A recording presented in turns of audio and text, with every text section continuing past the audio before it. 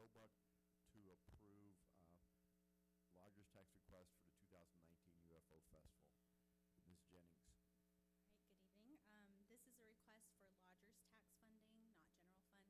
The UFO Festival was awarded $21,000 in fiscal year 18. Their reimbursement was due last Thursday, and we did receive it. It was incomplete, so we gave a 5-day extension, and with that, they were going to be awarded $11,823 based on what they spent. They only spent $13,000, and of what they spent, what was eligible was $11,000 out of the $21,000 that was awarded. Their event brings in about 20,000 to 25,000 attendees. 19,000 of those are from outside Chaves County. The Finance Committee did recommend 4-1 for the lodgers tax funding reimbursement basis, and I will stand for any questions. Questions or comments? I have Councilor Urpasa. Councilor, you have the floor. Thank you, Mr. Mayor. I just, for my own mind, I guess, I need a clarification. Because the OTB recommended 10,550, Yes, sir. but at 50% reimbursement. The reason for the 50% reimbursement is because the OTB can only make a recommendation according to our current policy, and the current policy only states at a 50% reimbursement. Okay, but the Finance Committee recommended 21,000 on a 100%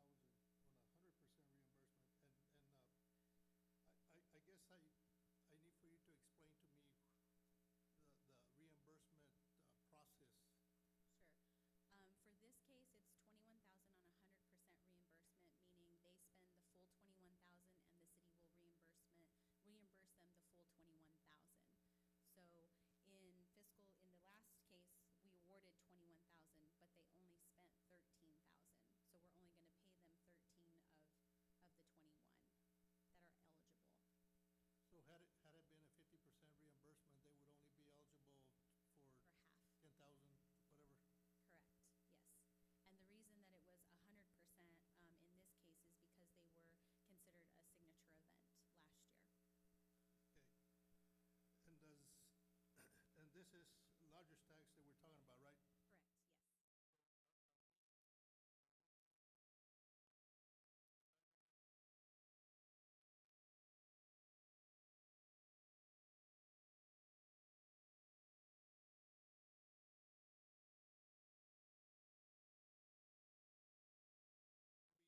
Looking at that in a separate way, or did they not approve that, or?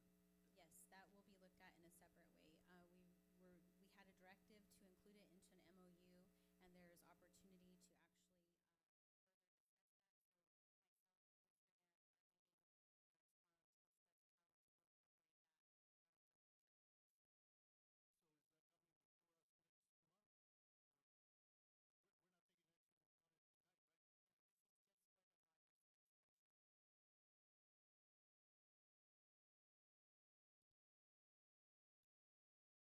Two individuals signing up to speak on this matter, and normally I go to the audience before we begin with the council. If you don't mind, I will go ahead and turn to the audience for these two individuals. Once again, my apologies, ladies and gentlemen. I have Ms. Juliana Halverson and Ms. Kathy Lay. If you'll go ahead and come forward at this time. And go ahead and state your name and your address, and you have 3 minutes to speak. Go ahead. Juliana Halverson, 502 Sunrise Road, Roswell. I did also want to speak on behalf of the Walk for Hope. Can I do that too, real quick? Why don't we do that during that time? We're here to answer any questions you may have. I don't know, you revert lodger's tax. We had a huge increase in lodger's tax this year. I don't have the numbers with me. I apologize. I didn't come prepared for that. But the last Finance Committee meeting, I saw a huge influx of funds into the lodger's tax because of the UFO Festival. So Kathy has all kinds of numbers for you. I don't know if you really want to hear all the numbers I have. I actually have. You guys Excuse me, identify my name is yourself. Kathy Lay, 565 Michelet Drive, Dexter, New Mexico. And I actually emailed the counselors some of the reports and some of the numbers that we got from tracking our surveys, and also from calling the hotels and talking to the hotels as well as our businesses. We had tremendous response from our businesses. One of them told me they did the best sales they have ever done in the history of their store during that week. And then that month, They beat their all-time monthly record of any month in the history of their business, and that way before the month was over because they felt like it was such an impact in their business. We had vendors who did 2,000 pounds of meat, that they sold literal ton of meat during the festival at theirs. One of my vendors said they did 4 times as much as they did last year. So we had an increase of sales. We had 97% fully booked in the motel rooms for the entire event, and then there was an increase in the number of our surveys that said they stayed longer this year, more days this year.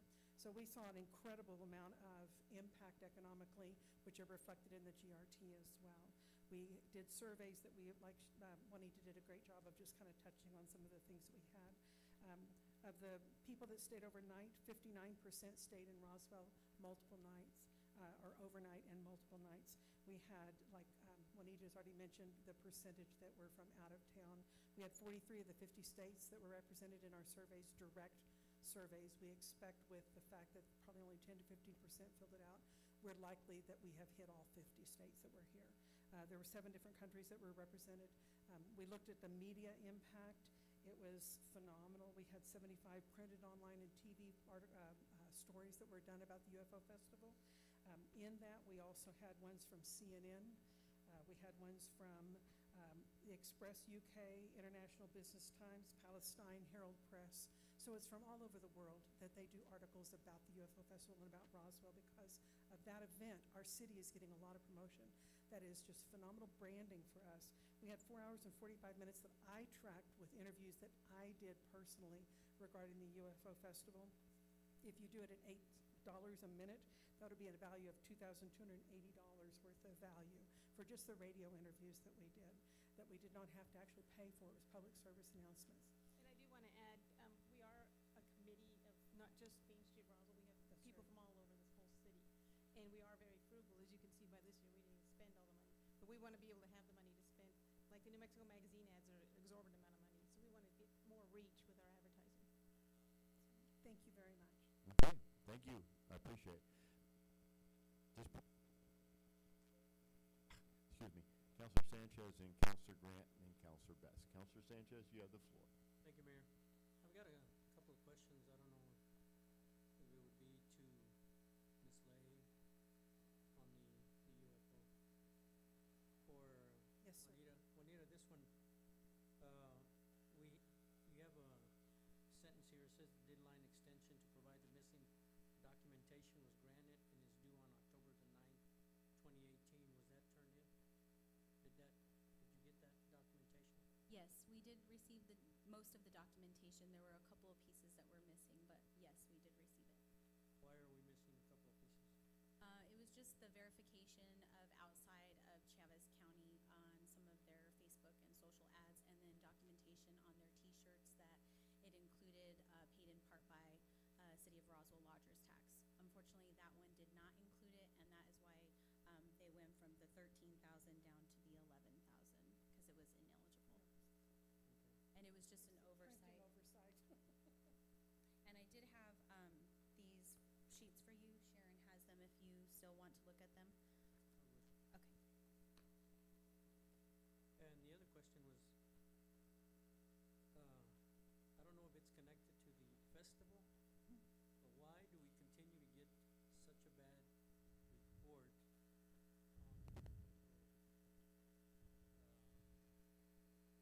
I don't know if it's the festival or just, I'm not sure what report you're referring to, sir. I forget where it was, but it stated that coming to Roswell was a mistake to come and see the UFOs. Yeah, the reports I've seen on our Facebook page have all been, outstanding. So I don't know what report you're referring to, but, you're always going to have one person that's unhappy. But the majority of the people are thrilled with the event. Is it in reference to the festival itself, or? No, that's why I don't know if it was they were talking about just the UFO coming in to see the UFOs or the festival, and that's why. Well, you do get people that go to the UFO museum that actually expect to see a UFO, so maybe they're unhappy about that. I don't know. That's why I was trying to.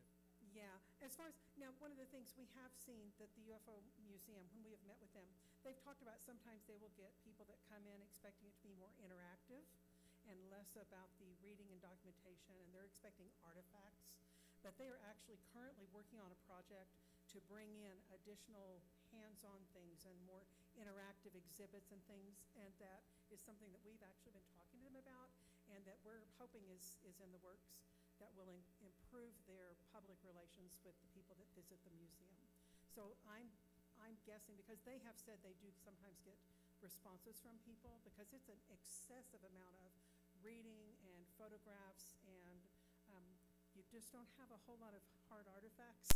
There's a few pieces of metal that they've actually had that have been found at the crash site through some of the archaeological digs that they have done, but most people miss them because they're such a small exhibit, and they don't realize what they are, and they walk right past them.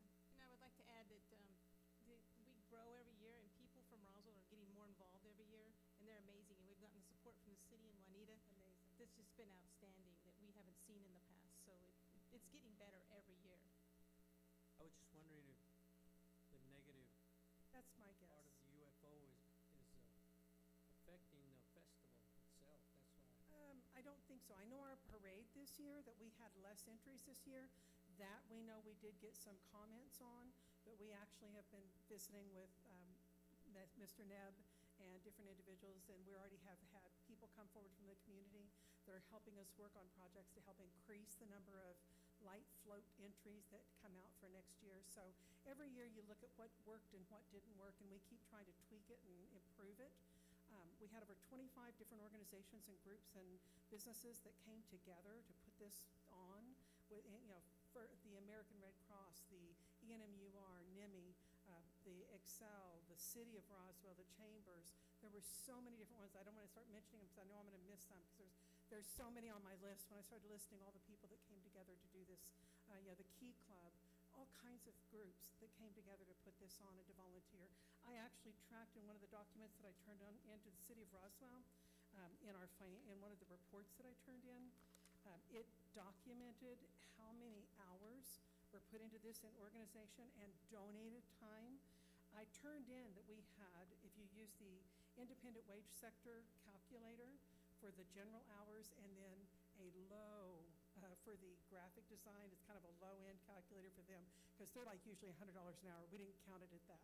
We counted it way lower. We had $81,731.55 worth of volunteer time. And if you count, that didn't include, after I turned this in, I got notice from Southwest Printers of their workforce that they donated their personal time, and it increased it because they worked for months on doing some of this stuff for us. It now is at $91,257.35 to put this festival on, the people that put their time and effort into it. So the city gets a huge punch for their investment. Well, thank you very much. You're welcome. Thank you, Counselor. I have Counselor Grant and Counselor Best. Counselor Grant, you have the floor. Thank you, Mayor. I just want to say or point out, I'm kind of echo what we talked about a little bit at the Finance Committee, that I'm very happy and pleased that we are having this conversation in October in preparation for next year, versus there's been times in the past where we're trying to have this conversation like in April or May with the festival coming up. So I just want to say thank you guys for being on top of it and getting going. And same thing with the documentation. Some years that's been an issue, so I'm glad we're kind of here at the finish line. That will be better next year, because the girl that did it this year knows what to expect. Right, exactly. Well, and that leads into my next point of the festival, and I think the partnership with the city, I think, has continually gotten better as well, as the festival has, because I take my family to it every year just to check it out, and think it is improving, and which I like to see. So I just want to say thank you guys for that, and thank you for all you guys do of volunteering and working. Yeah, of course. Something I don't know if all the counselors are aware of, but the City of Roswell started the UFO Festival. They actually were the ones who founded it and began it.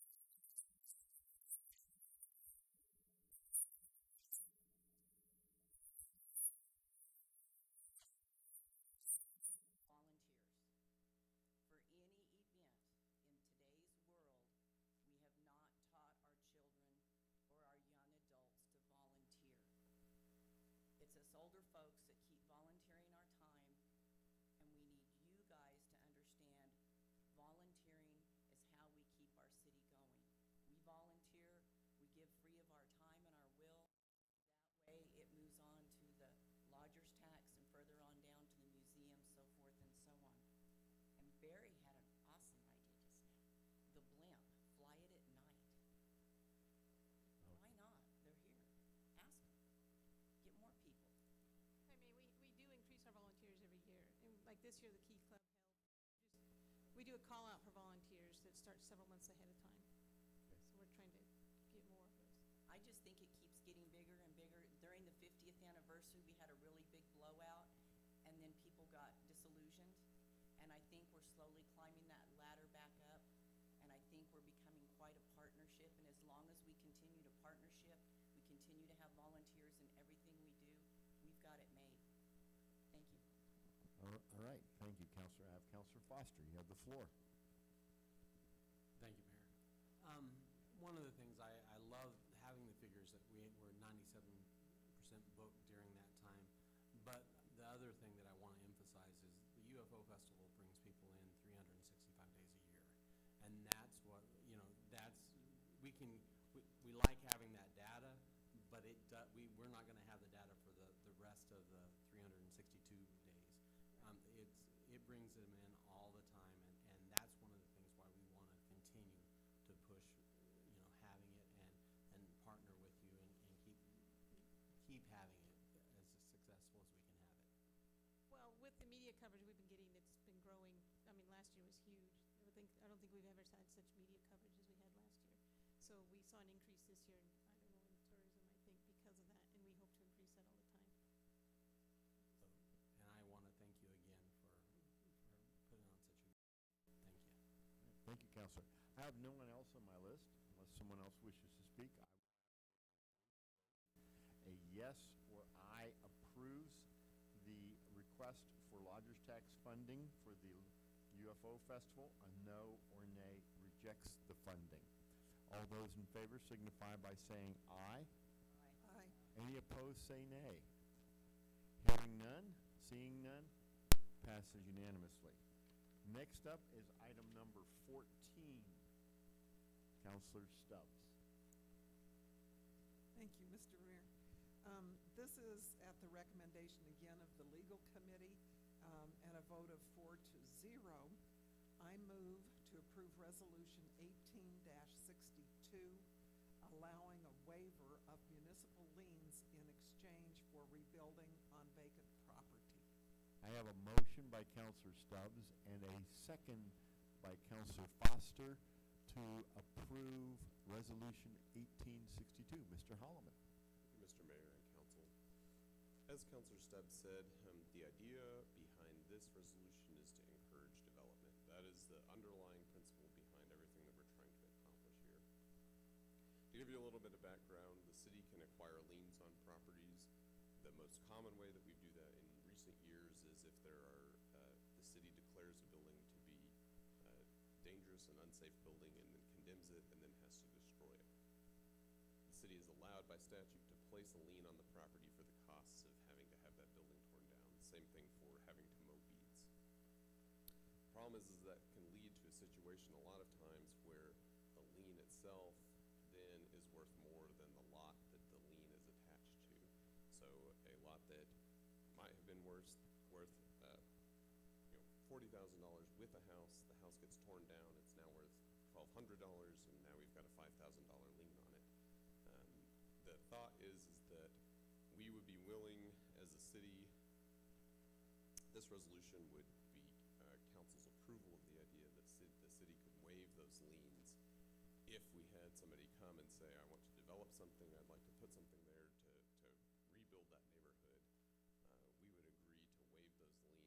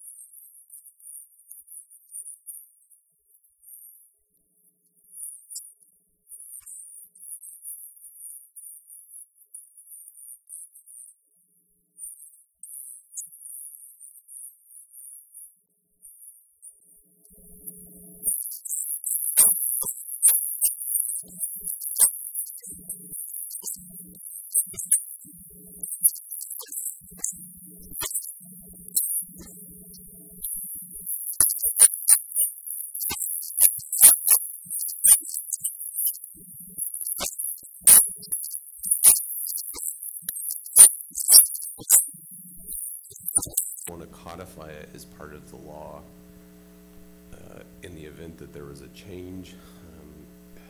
I could see a time whenever all of a sudden we've got this golden age of development and we don't need to be in a situation where we're taking liens and waiving them in order to get these kinds of reimbursements in there.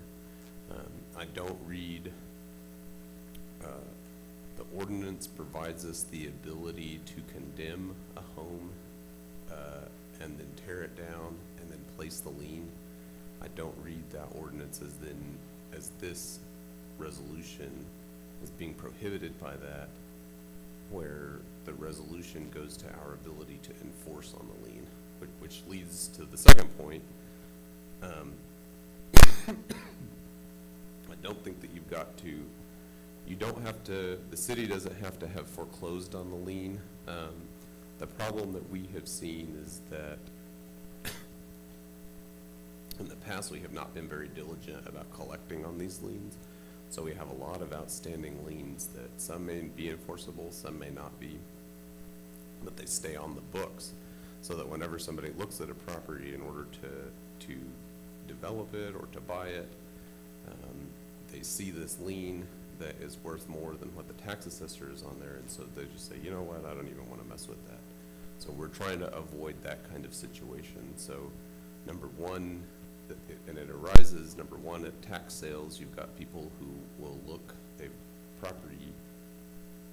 lot of overlap between properties that have structures condemned and properties that are not paying their property taxes.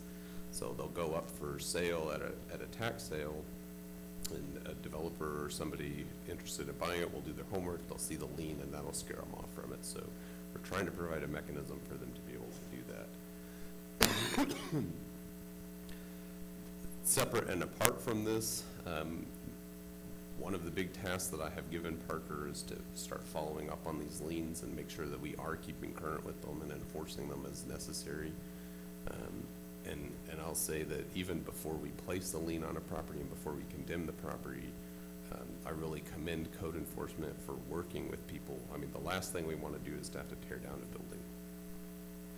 So once it has been condemned, we are going after that, trying to see if there's a way that the city can recover some of the money that it's invested in trying to keep the city safe. And then in order to go through that whole process, we have to first file to foreclose on the lien. The big trick there is actually finding the people to serve them. We have to get a judgment from the court. We then have to foreclose on that judgment. So the steps in order for the city to first get the property, it's a long process, and I'm hoping that if we can waive those liens on the front end, we don't have to go through that whole process in order to get to this end where the city does have the properties. And frankly, in a lot of situations, the city, I mean, we're not really in the best position to act as brokers for properties that we've got. So apart from us trying to recover the money that we put into something, there's not, I mean, I don't see that we've got a lot of interest to just go out and take a bunch of properties without having any use for them.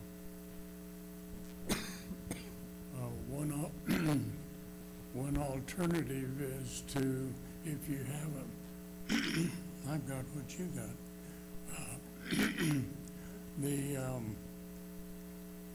The alternate might be, if we're in an impossible situation financially, is to encourage the owner to go ahead and give us a deed in lieu of foreclosure. And that would help simplify the process and certainly reduce our cost having to go to court to foreclose. So I think that in our process, we need to make that invitation to see if the owner is in a kind of an impossible situation financially, if they would go ahead and give us a deed in lieu of foreclosure. And we've actually done that. It always amazes me whenever you shake the tree just to what exactly falls out. But we did take a list of properties and we sent notices saying, hey, you've got a lien on the property, we intend to collect on it, please contact us. And we had 3 people call up and say, you know what, I don't even want this anymore, let me just give it to you. So we have had some success with that as well. Thank you, Counselor. I have Counselor Foster, Sanchez, Stubbs, and Grant. Counselor Foster, you have the floor. Thank you, Mayor. One of the intents, and that's where I was looking at this, is our tax sales. A developer's not gonna build on anything unless he does own it. And so this just gives the vehicle so that we can set it up so that they realize that we'll work with them. The other thing I wanted to point out was that we wanted to agree to whatever the building was because we don't want the neighbor to buy it and put a garage on there that isn't gonna increase the property value, and we're not gonna have, property taxes worth what we had already, the lien that we forgave. And so, we just want to somehow encourage our developers to infill our city. And so that's the major reason why we brought this forward. Thank you. Thank you, Counselor. I have, you just erased it. Was it okay, thank you. You're too quick. Counselor Sanchez and Counselor Stubbs. Counselor Sanchez, you have the floor. Thank you, Mayor. I'm glad I don't have what those two guys have. Number 7, under the resolution, says the owner, not the city, shall be solely responsible for recording the release of lien in the real property records and bear the cost thereof. Can you explain that? It costs, I can't remember if it's $25 or $35 to actually record it at the county clerk. And we just want somebody else to be responsible for that instead of the city. So we'll sign, if we waive the lien, we'll sign a release of lien. They can take it down. They've got to spend their $25 to get it on there so it's in the chain of title so that it doesn't show up anymore. Thank you. And Counselor Stubbs, you have the floor. Thank you, Mr. Mayor. I'm just thinking about what Councilor Arpaisa said about the second now therefore. And Aaron, I only want you to nod yes or no when I ask you this. Do not speak. I think it's better for everybody if you don't. I'm just wondering if we might amend, and I'm not doing so, I'm just asking if it would be appropriate at this point.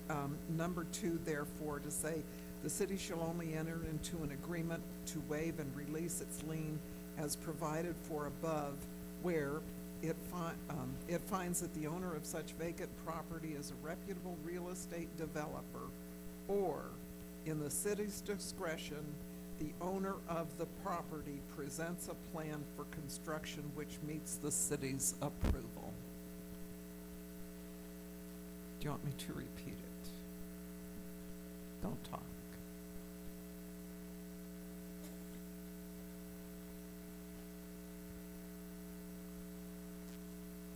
So, or, in the city's discretion, the owner of the property presents a plan for construction which meets the city's approval.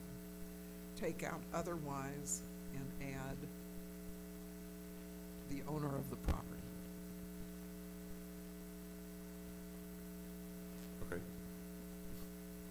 Then, Mr. Mayor, please forgive my way of doing this, but I move to amend Resolution 1862 in the second whereas to read. It's not the whereas, it's the Therefore, the now. paragraph 2.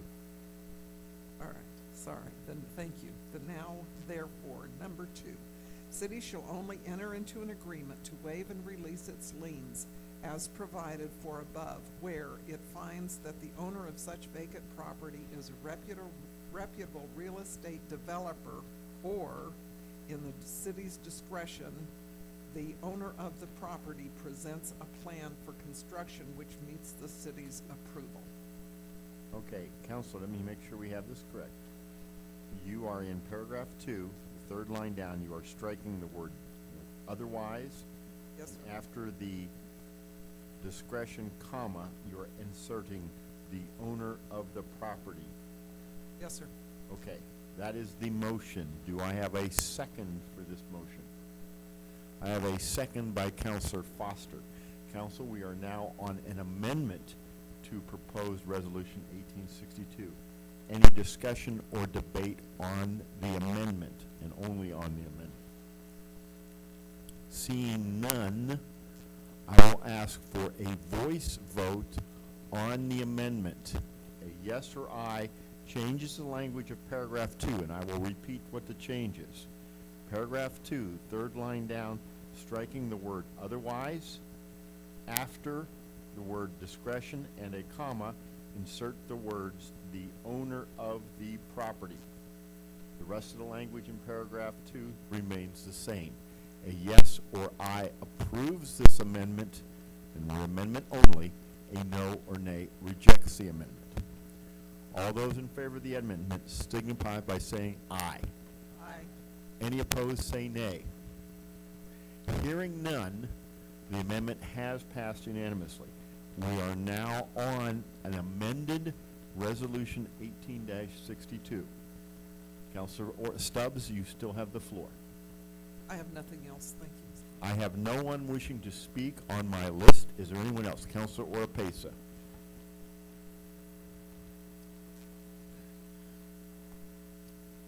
Again, just for my own information, in a situation where you can't find the property owner, and you foreclose on the lien, is there a process that it has to go through,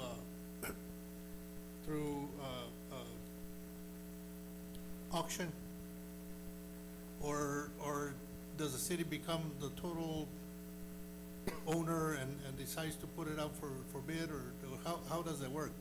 So once you have a foreclosure and the action is against the property, you have the judgment against the property. The only thing you're entitled to is the amount of the judgment. So if you get a property and you have a judgment for $1,500, you're really only entitled to $1,500. So once you get the judgment, you can ask the court to order it be sold. So then it goes to auction, like you're talking about.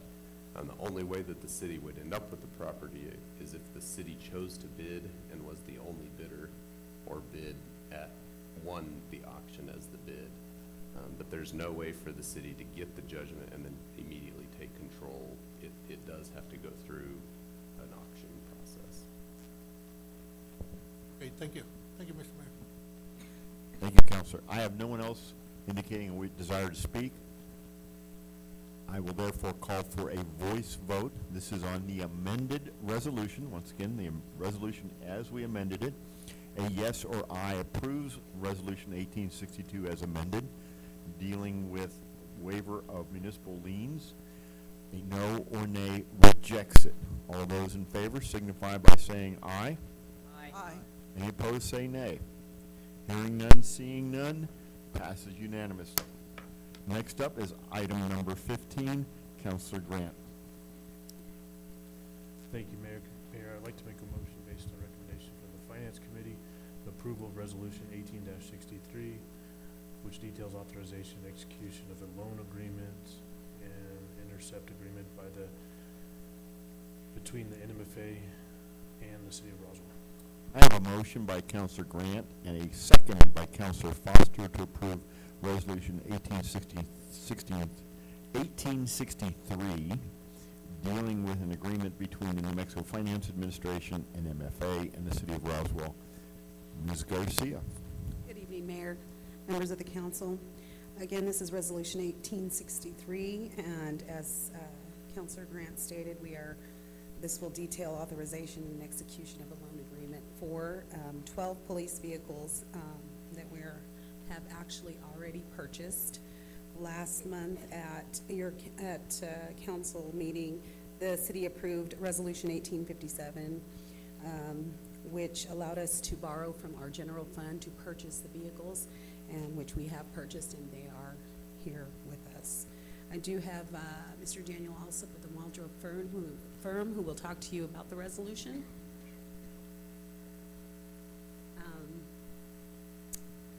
So you have 3 different things in your packet. You have your attachment 1, which is your resolution. You have the attachment 2, which is the loan agreement, and we have attachment 3, which is the intercept agreement.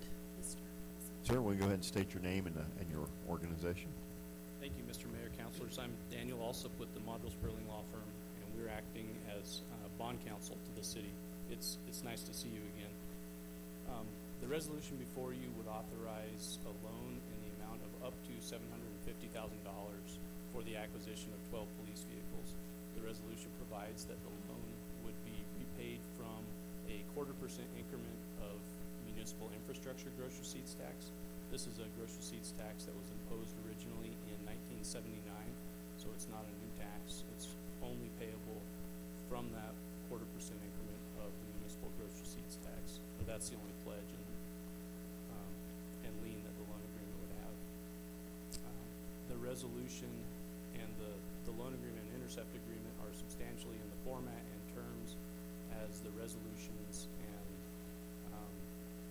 loan agreements and intercept agreements that the city adopted and entered into last year for the airport project and I believe it was the convention center project.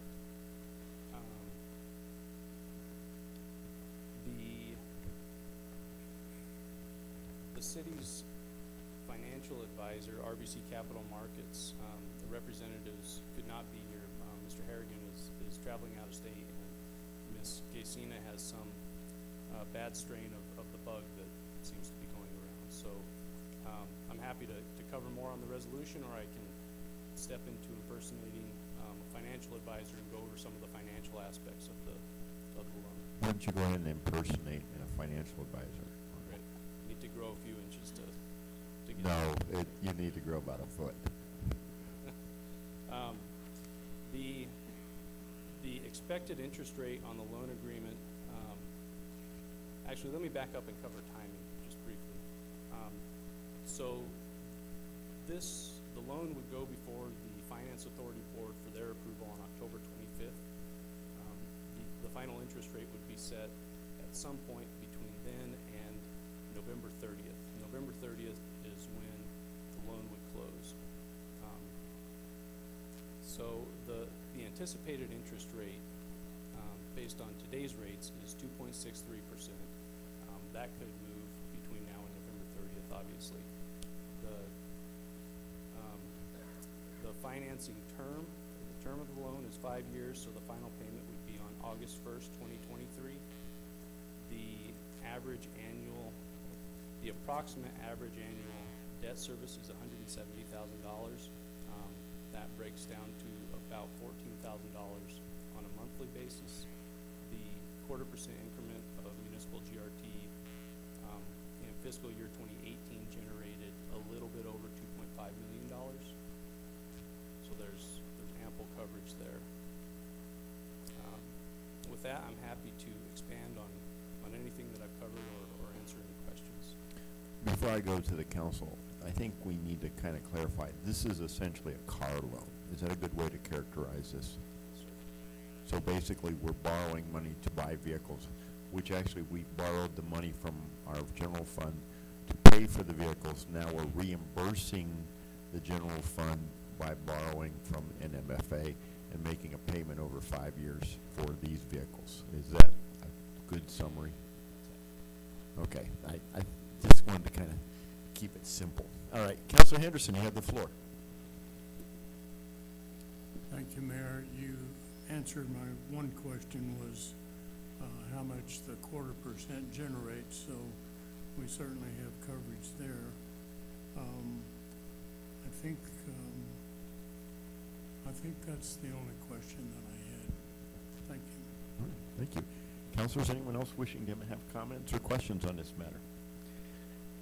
If not, we will have a voice vote. A yes or aye approves Resolution 1863, entering into a loan agreement between the New Mexico Finance Authority and MFA and the City of Roswell. A no or nay rejects the resolution and rejects the loan agreement. All those in favor signify by saying aye. Aye. Any opposed, say nay. Hearing none, seeing none, passes unanimously. Thank you. Next up is item number 16, Counselor Grant. Thank you, Mayor. I'd like to make a motion for approval of Resolution 18-64, which details a budget amendment for previous year's unencumbered cash balances brought forward into the current year's budget. I have a motion by Counselor Grant and a second by Counselor Foster to approve Resolution 1864, dealing with moving unencumbered cash balances forward. Ms. Garcia, again. Mayor, members of the council, this is pretty much a housekeeping item. This is something that we did not do at our budget end of year for fiscal year 18. What we should have done was moved these funds forward into 2019 so that we may use them this year. All of them, as you notice, are grant funds, and the total that we'd be asking to amend the budget would be $847,256. This is so that we balance with DFA. The Finance Committee at their October 4th meeting did vote 4-0 to approve Resolution 1864, and I stand for any questions. All right, once again, before I go to the council, these were funds that were allocated to us in grants, but we did not spend them in FY18. That is correct. So to have them available to use in FY19, we are now moving them forward as basically cash. So this is an improvement or an increase in the amount of funds we have available for expenditure in FY19. That is correct. We will be journalizing these amounts into our current budget. All right, councilors, any questions or comments on this matter? If not, and I see, Councilor Foster, go ahead. Just a clarification, they move forward into their same line item. We're not moving forward into the general budget. No, that is their same item.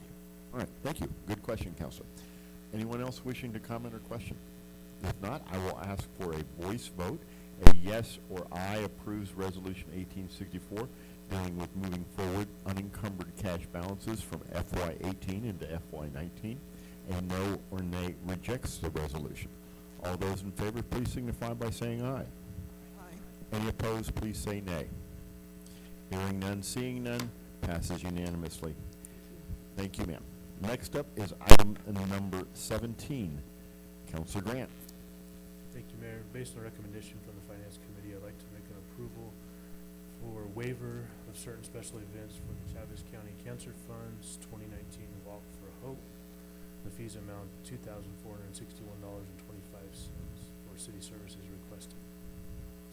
All right, I have a motion by Councilor Grant and a second by, okay, I have Roebuck on my screen. I'm sorry, Councilor Henderson. All right, I'll give the second to Councilor Roebuck. Ms. Jennings. Good evening, Council and Mayor. This is a request to consider a waiver for special event fees. According to our special event policy, any waiver of fees do need to go to the Finance Committee, and if approved, then they come on to full council. We received an original request. You have a new sheet in front of you. The total amount for the original request was $4,196. At the Finance Committee, the waiver was negotiated for the equipment rental, which came out to $2,461. The Walk for Hope was in agreement by removing the Kubotas, the trash bags, and the generator at that meeting. I did receive an email from Ms. Gray today from Ms. Wanda Porter that they did find the 50 cones. I did not update that because that was already included in the original waiver from Finance. So then the total owed to the city would be $770.48 for the labor. All right. Councilors, I do have a number of people who signed up to speak on this. However, I didn't want to turn to Councilor Roebuck, who did have some information he wanted to share before we got any further in the process. Thank you, Mr. Mayor. And I'm just, I'm not going to share any opinions right now, just information. Trying to keep it just the information based on what I felt the intent of the Finance Committee was, and some of the public conversation that happened. In good faith, I reached out to some private citizens and we raised $700 from private donations to hopefully cover nearly all of the amount that was not covered by the waivers. Thank you. Okay, Councilor Grant, you had a point of clarification. A lot, speak closer. It works, you just gotta turn it on. Oh, We'll have to explain that to him again in a minute, but, all right. Just explain it real quick. When you hit your button to request to speak, it shows up on our board as red. We see the same thing that you see, Mr. Mayor. Yes, But in ma'am. order to enable the microphone, we have to actually push it so you can speak. Thank you.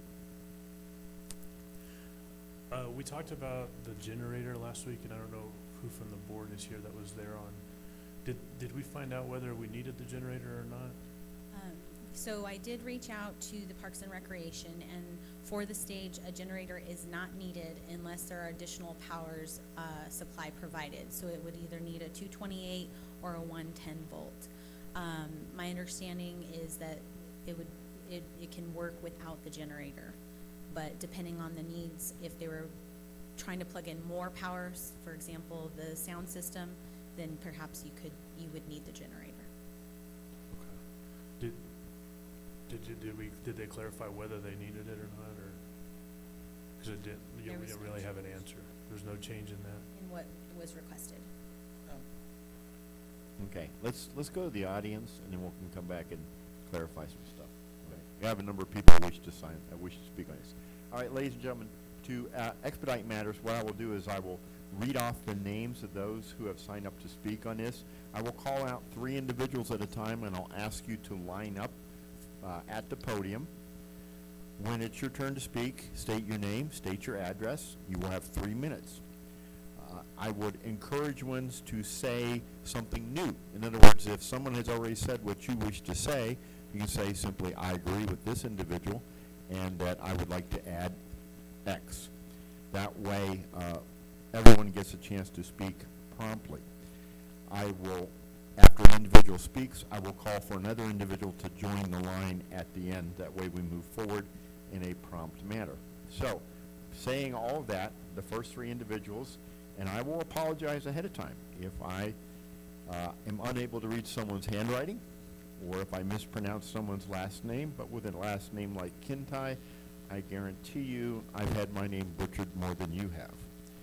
So, first up, Mr. Eddie Carrillo, then Sarah Barraza, and then Vanda Porter. So if you'll join the lines there, get these folks all lined up. And just we'll wait for a minute, let them know. Yeah, and remember name and address, and we can go with that. All right, sir, you're first up. Good evening, Mr. Mayor, City Council. My name is Eddie Carrillo. I live at 2611 Highland Road here in the great city of Roswell, New Mexico. I am here to ask you to please waive the fees for the Walk for Hope event. Now, I'm really here on the medical side is to tell you that cancer affects individuals in a catastrophic way. And when I say that is, you know, what we gain out of this organization, Walk for Hope, and what they raise is probably about $100,000 per this event. But one individual dealing with their diagnosis and going through chemotherapy, dialysis, radiation, and so forth, runs into the hundreds of thousands of dollars that one individual will occur in this area of cancer that they go through. So, you know, we have a lot of individuals here in Chaves County that has a need for the Walk of Hope services, especially when they can't make their mortgage payment, or they can't pay their utilities, or they can't pay their way to get up to, because we don't have the services here, they may have to travel to Lubbock, Albuquerque, or MD Anderson in Houston, Texas. So Walk of Hope will step up to the plate and help these individuals. I just hope that you see in your hearts of hearts, in your hopes, to say that you will waive those fees for this great organization. And I know that this great city has a good heart in doing so. Okay, thank you. Next, I would like to ask C.J. Hubner to join the line. Go ahead, ma'am. State your name and address. Hello, My name is Sarah Barraza. My address is 713 3 Cross. And I'm here to give you a picture of a cancer patient who has fought cancer for 11 years, and I have also used the funds from Walk for Hope several times. I am a college-educated person, so is my husband. We both have 2 good jobs, and we have great insurance, and it is not enough. I cannot tell you the amount I am required to go to MD Anderson every 2 months because I have a very rare form of cancer. And so just that trip alone is unbelievable as taxing on our finances. When you're diagnosed with cancer, your bills don't stop. You still have to have your mortgage, your bills, the car needs tires, because you're going to MD Anderson, and the children want to eat, and they like to eat a lot. And so you keep going on, and you keep adding to the bills. And at first, you might owe a hospital $12,000, and they're fine with you sending them $50. But when you've been fighting like me for 11 years, you owe them hundreds and thousands of dollars. They don't want $50. They want a bigger payment. Then you have, when I'm going through chemo, I have to go to the doctor 3 times here to get my chemo. You go on Monday to get a lab. You go on Tuesday to see the doctor. You go on Wednesday to go get chemo. Each time I go, it's $50 of copay. That's $150 a week. Multiply that plus 6 months that you're on chemo. It just becomes unbearable in your life. You're trying to do things at home. You know, we don't like to ask for help. But when you've cut the cable, you've cut the internet, you've told your children, no, you can't play volleyball this year because there's not enough money to buy all the equipment you need, it starts affecting you. And the battle is all of yours, and you all suffer, but it's hard to tell your children no because of your illness. You know, we've come to a point where we needed money. You know, I was in the hospital in Houston for a whole month. My husband was there. He needed to stay in a hotel. We had children that needed to be fed here, and we're just going crazy. We called my family, and we FaceTime with them, and they tell us, my kids are excited and say, Mom and Daddy, we decorated the house. We're ready for Christmas. And here you're thinking, I'm going home in 3 weeks, and it's mid-November, and I have no Christmas. I'm behind 3 months on mortgage. You know, we're trying to figure out, can somebody send us enough money to get back to Roswell from here? It is just unbelievable, but when you know, you come to that point and you're like, I am going to need extra help. It is so nice to have the Walk for Hope, to be able to call them and say, we need the help, we're at wit's ends. We've had to do that in 11 years 3 times when we get to the point where we just can't. So please support them. Please support us and let us know we're not fighting alone. Thank you, ma'am. Next up, I will ask Ms. Sherry Miller to join the line. And go ahead, ma'am. Hey, my name is Wanda Porter, and I'm the chair of the Walk for Hope Committee, and I'm also part of Chaves County Cancer Fund. I live at 32 Deborah Drive. And I just want to kind of reiterate some of the things. I agree with everything everybody else has said, but Walk for Hope, just so everybody's aware, is similar to Relay for Life.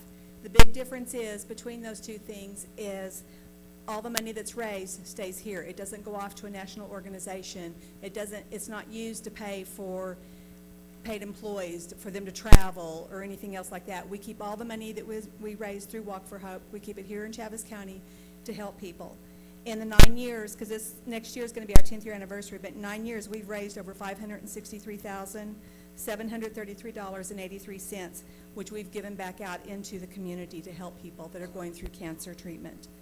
So every dollar that we raise goes back out, and every time, and I appreciate what Councilor Jacob or Robeck has done for us is trying to get private donations, but I feel like in getting those private donations, then that's money that is having to be used to pay back it to the city to help them versus something that we could give to somebody else that might could be paying their water bill, paying their electricity, not being evicted from their home, food on their table. All of those things are very important to us, and we don't ever want to have to tell somebody, no, we don't have enough money to pay those expenses for them.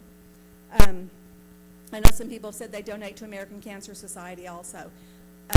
That, again, is a national organization. That money goes off to national, it pays salaries. Again, we're 100% volunteer. We have students that volunteer for us and help us. We have students that do other things that are on the committee. We've had some kids even down as young as 10 years old going out there raising money. because they were doing it in their grandparents' name.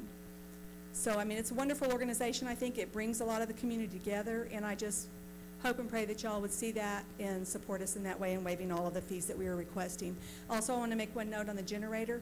Our biggest concern, the reason we asked for the generator, is because we don't want wires on the ground, that when you've got cancer survivors out there walking that may not be stable in walking, they've got walkers, they're in canes, we don't want them tripping over that, and that becomes a huge liability issue. It may not be a liability issue for the city. It could kind of, because they could try to go after the city.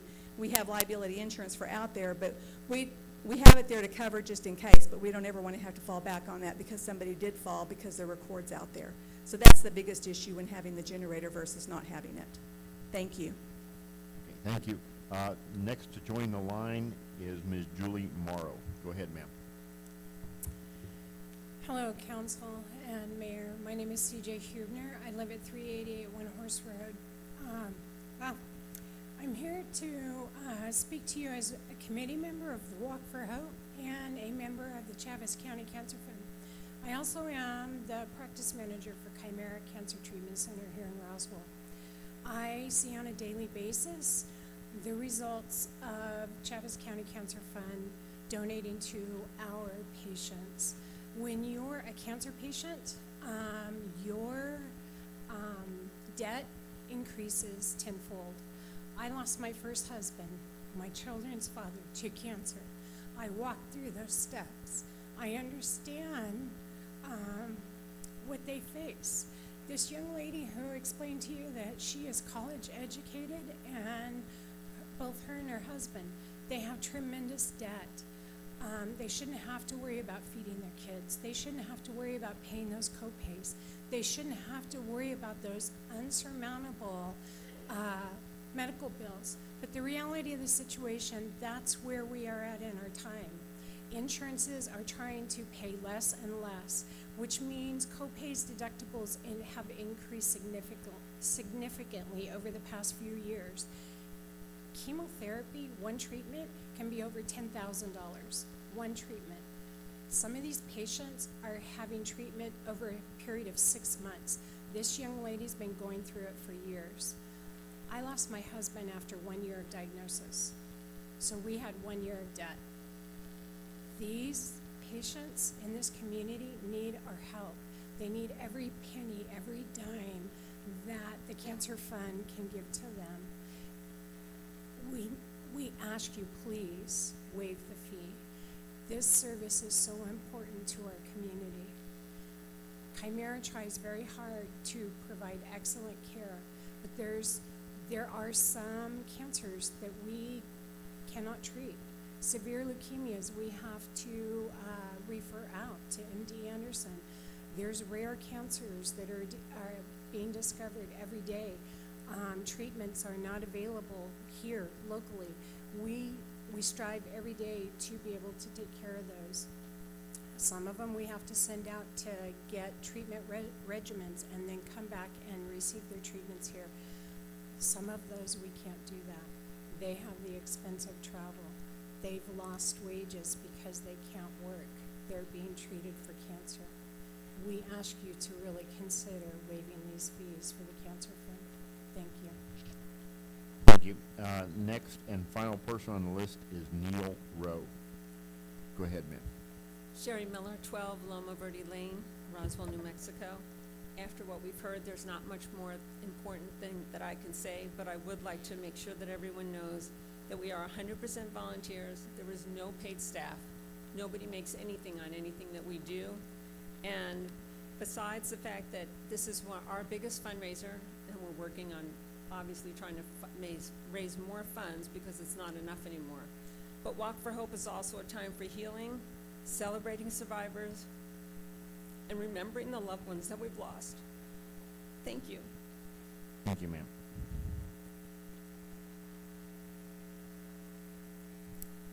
Julie Morrow, 1502 South Penn. Mayor, city councilors, a lot of you do know me. I actually am a founding member of Walk for Hope, and I have actually lost 8 members of my family to cancer, so this is huge for me. I've been on the board for 8 years, and I have done so much together with our community. So first thing I would like to do is thank you for your support. The Parks and Rec Department from day one, 9 years ago, have been excellent.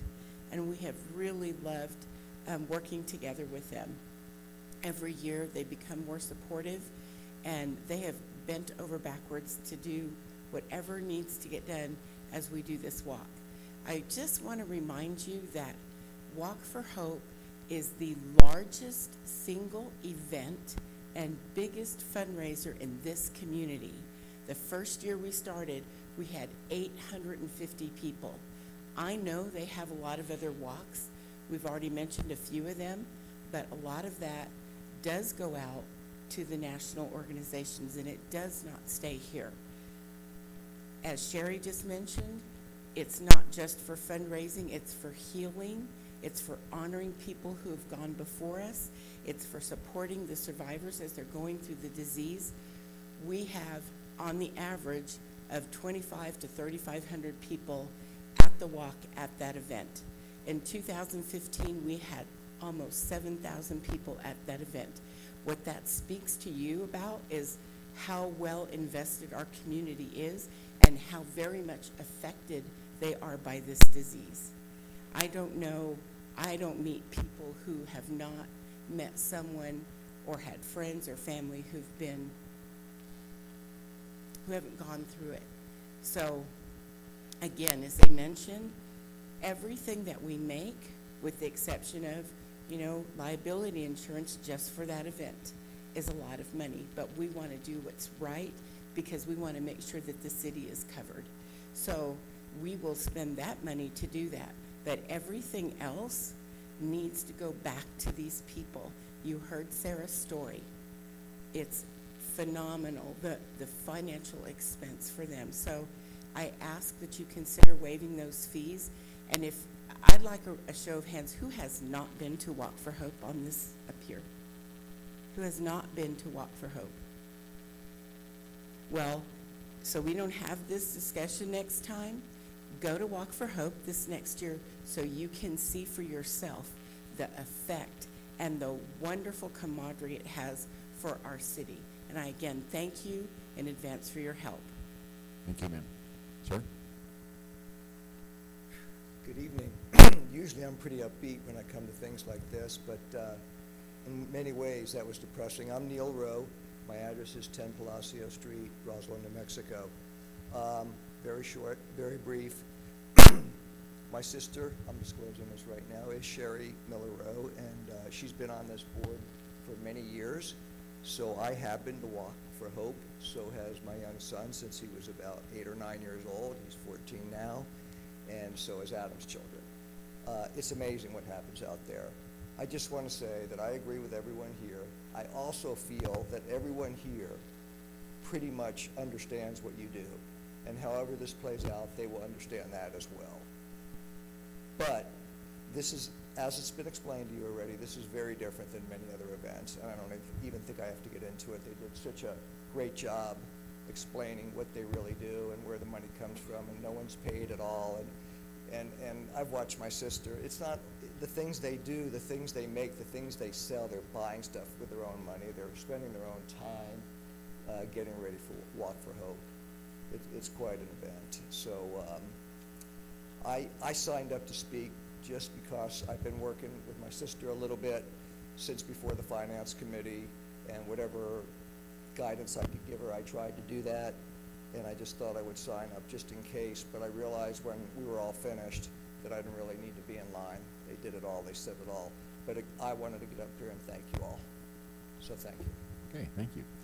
All right, councilors, I have Councilor Oropesa and Councilor Sanchez and Councilor Best. Councilor Oropesa, you have the floor. Thank you, Mr. Mayor.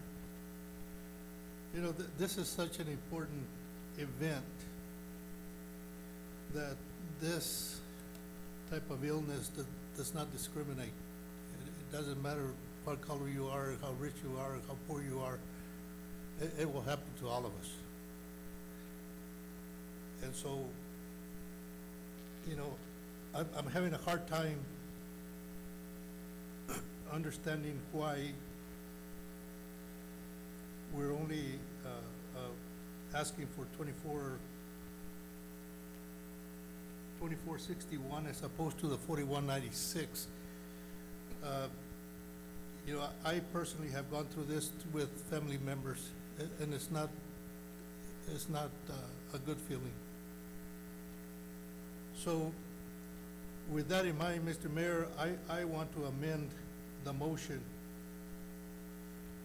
to increase the amount from 2461.25 to the original amount of 4196. Thank you, Mr. Mayor. All right, before we go forward, that wants to get a second, I think there's some confusion as to the amount to be waived. I don't think the original amount requested is still being requested. That is correct.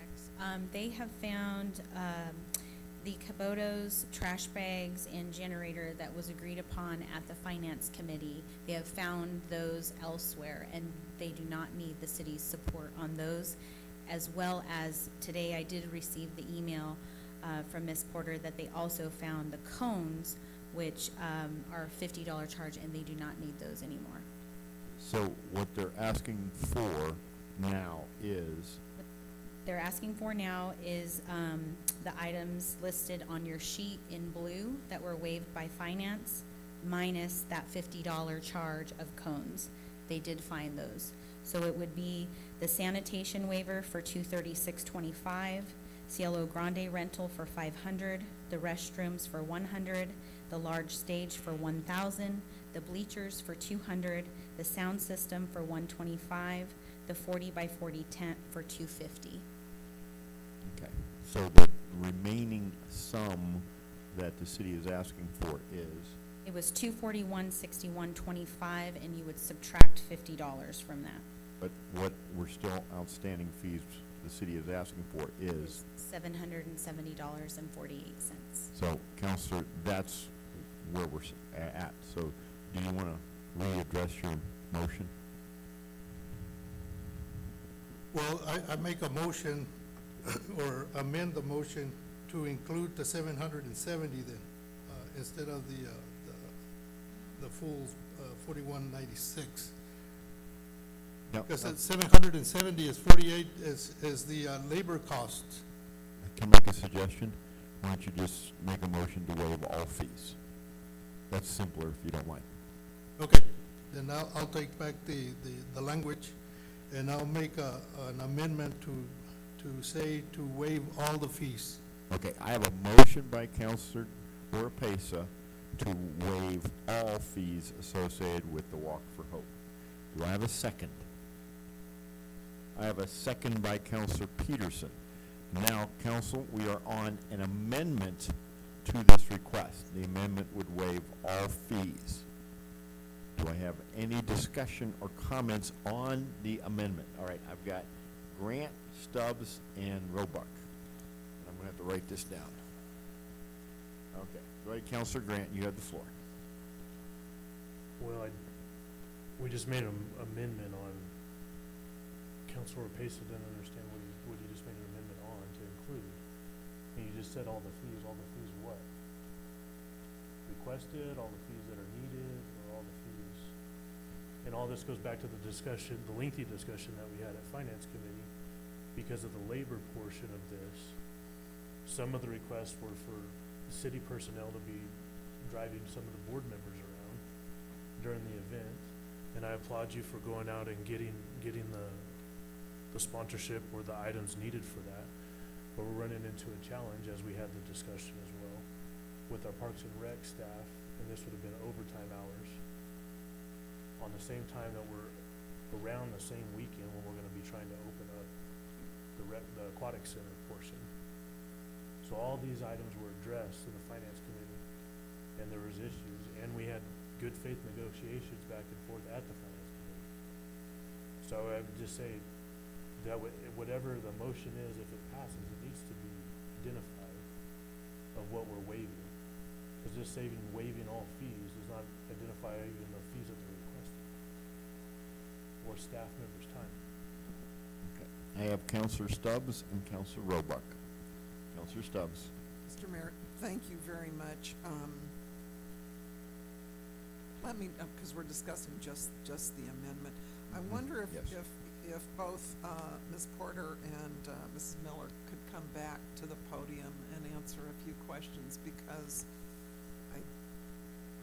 I don't know that we all still understand exactly what happened. At the Finance Committee, it may have been in good faith, but I don't know that we all, in our minds, had the same understanding of what the outcome was. And before I ask you, I just want to clarify that the abstract is incorrect. The vote was 3-1 at Finance.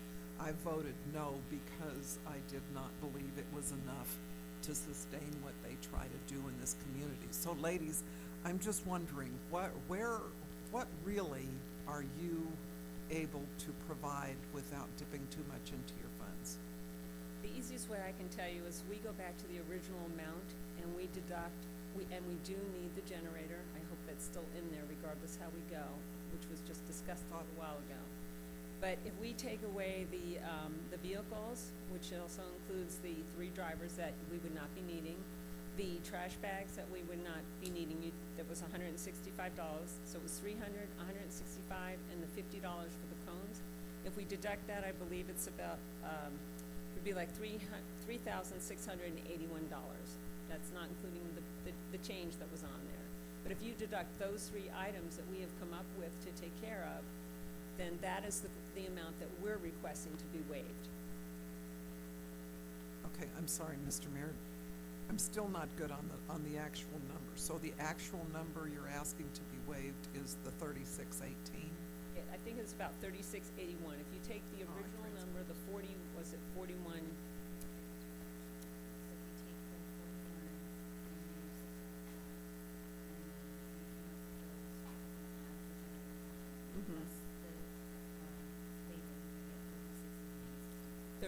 Okay, 3681.65 is the amount we. Pardon me, what, I'm sorry.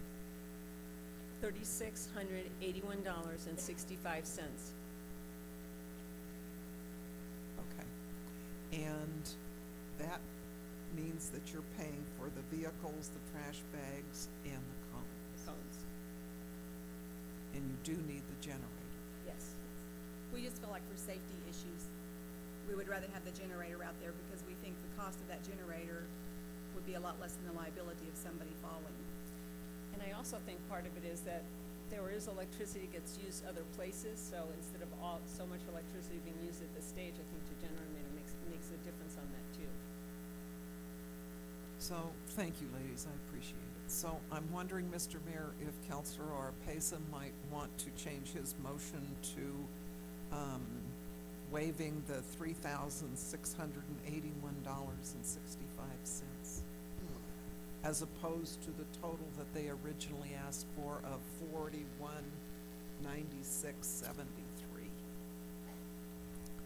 All right, why don't we continue discussing the amendment, and then if we need to make a change to it, we can come back to it. I know there's some people who want to speak on the amendment.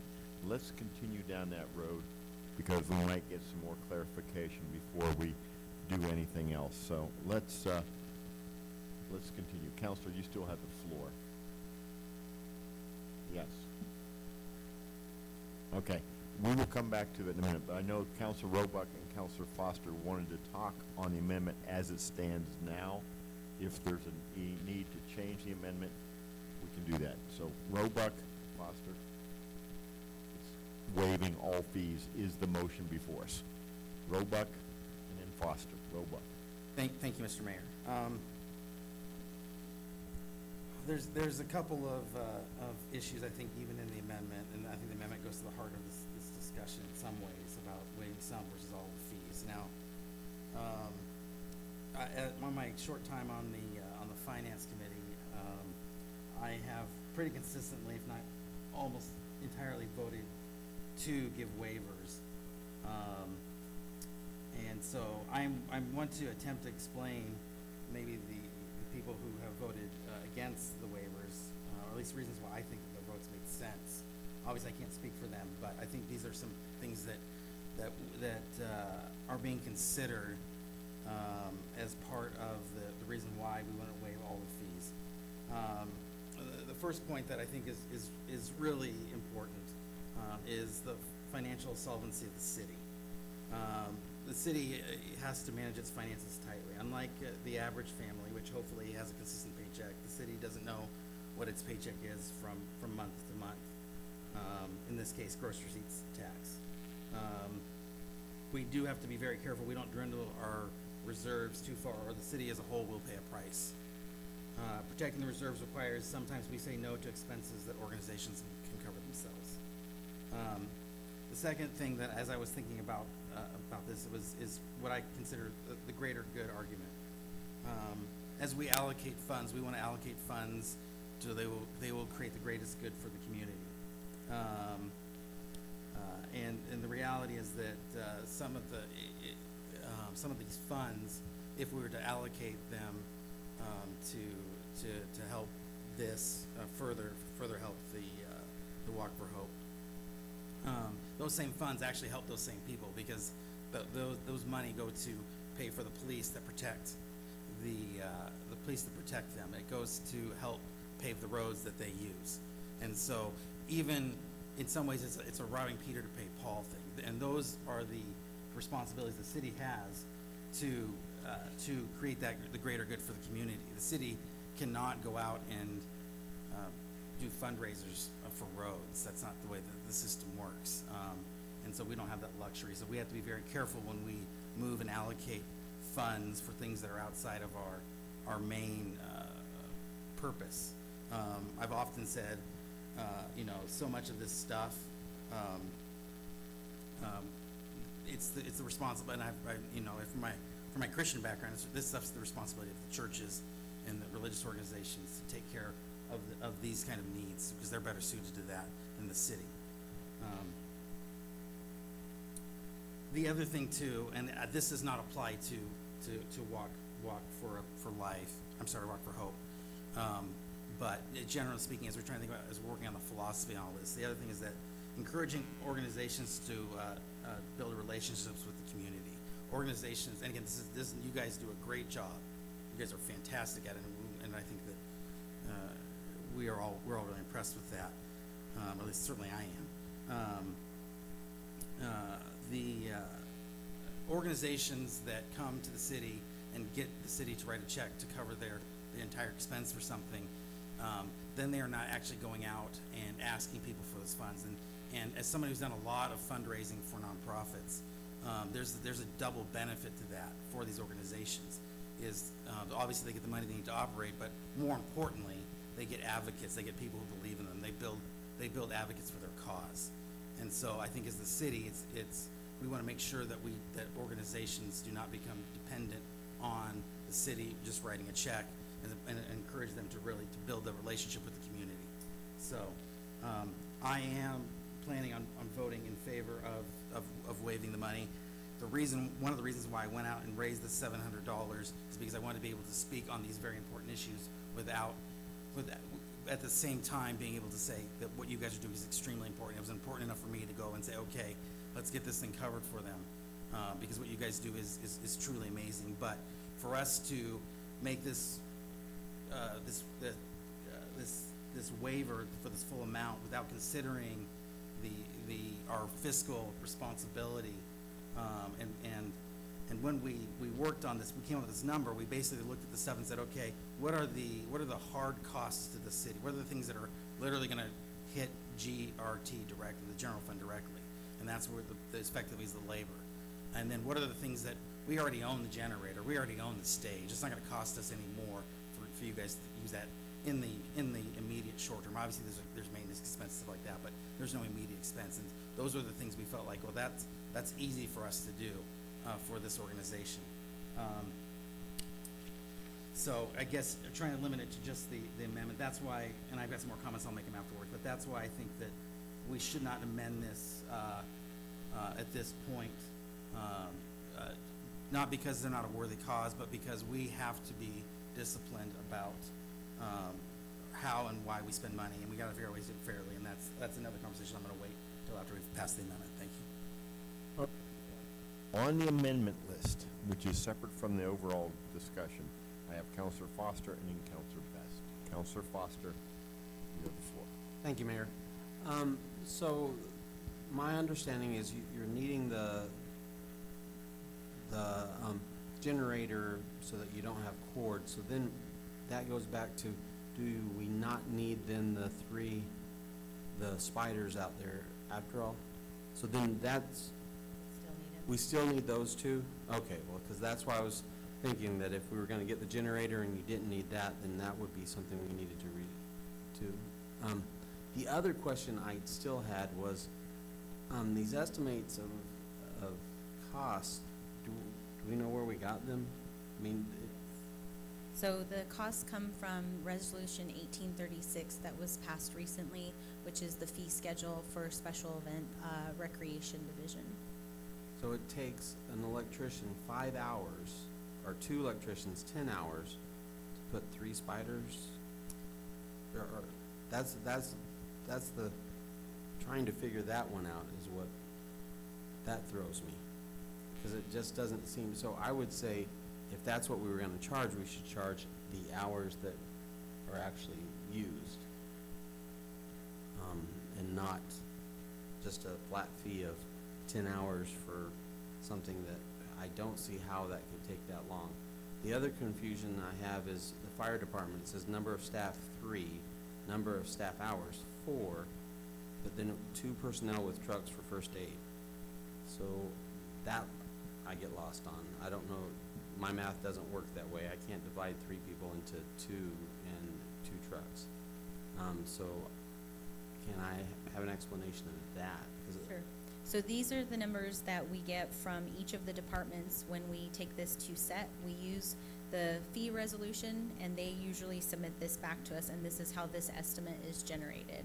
So for example, on fire department, we received it from Mr. Mann. This is how many people, this is the number of hours, and then we look at the cost for that.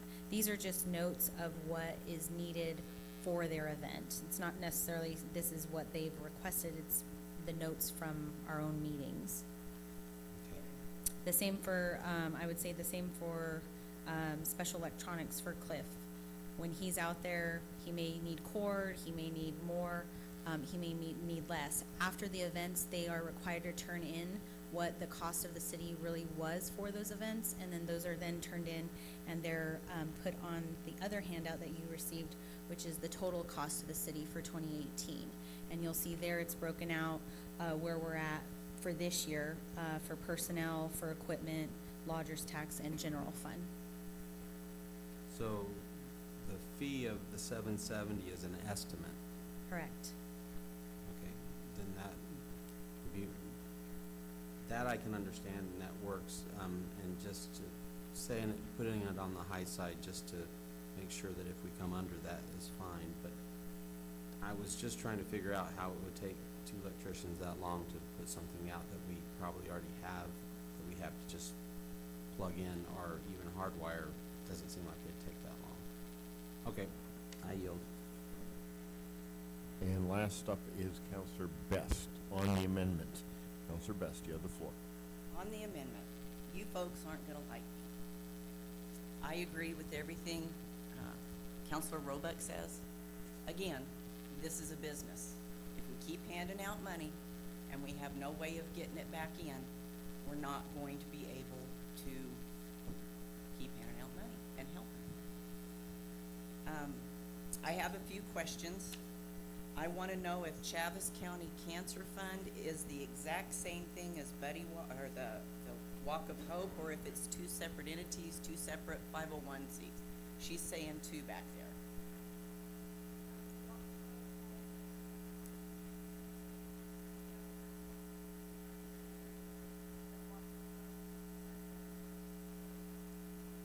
So you're piggybacking on their 501, and you've been doing that for over 10 years. Okay. My next question is, I'm sorry, but the clerk just reminded me, if individuals are speaking on this matter, they need to come and speak to the microphone so the recording can work. But go ahead, Counselor Best, you have the floor. sorry, Ms. Sharon, I apologize. My next question is, in your packet, we usually get some information of what you spent the money on last year. I don't see that here. I don't see where the money goes. So in my mind, since you're piggybacking on Chaves County cancer funds, that tells me that this is a fundraiser for that. Is that correct? We need, if someone's going to speak, come up here and use the microphone, please.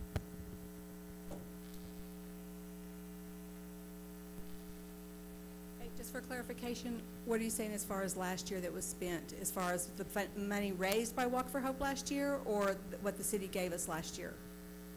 I want to know where the money is going.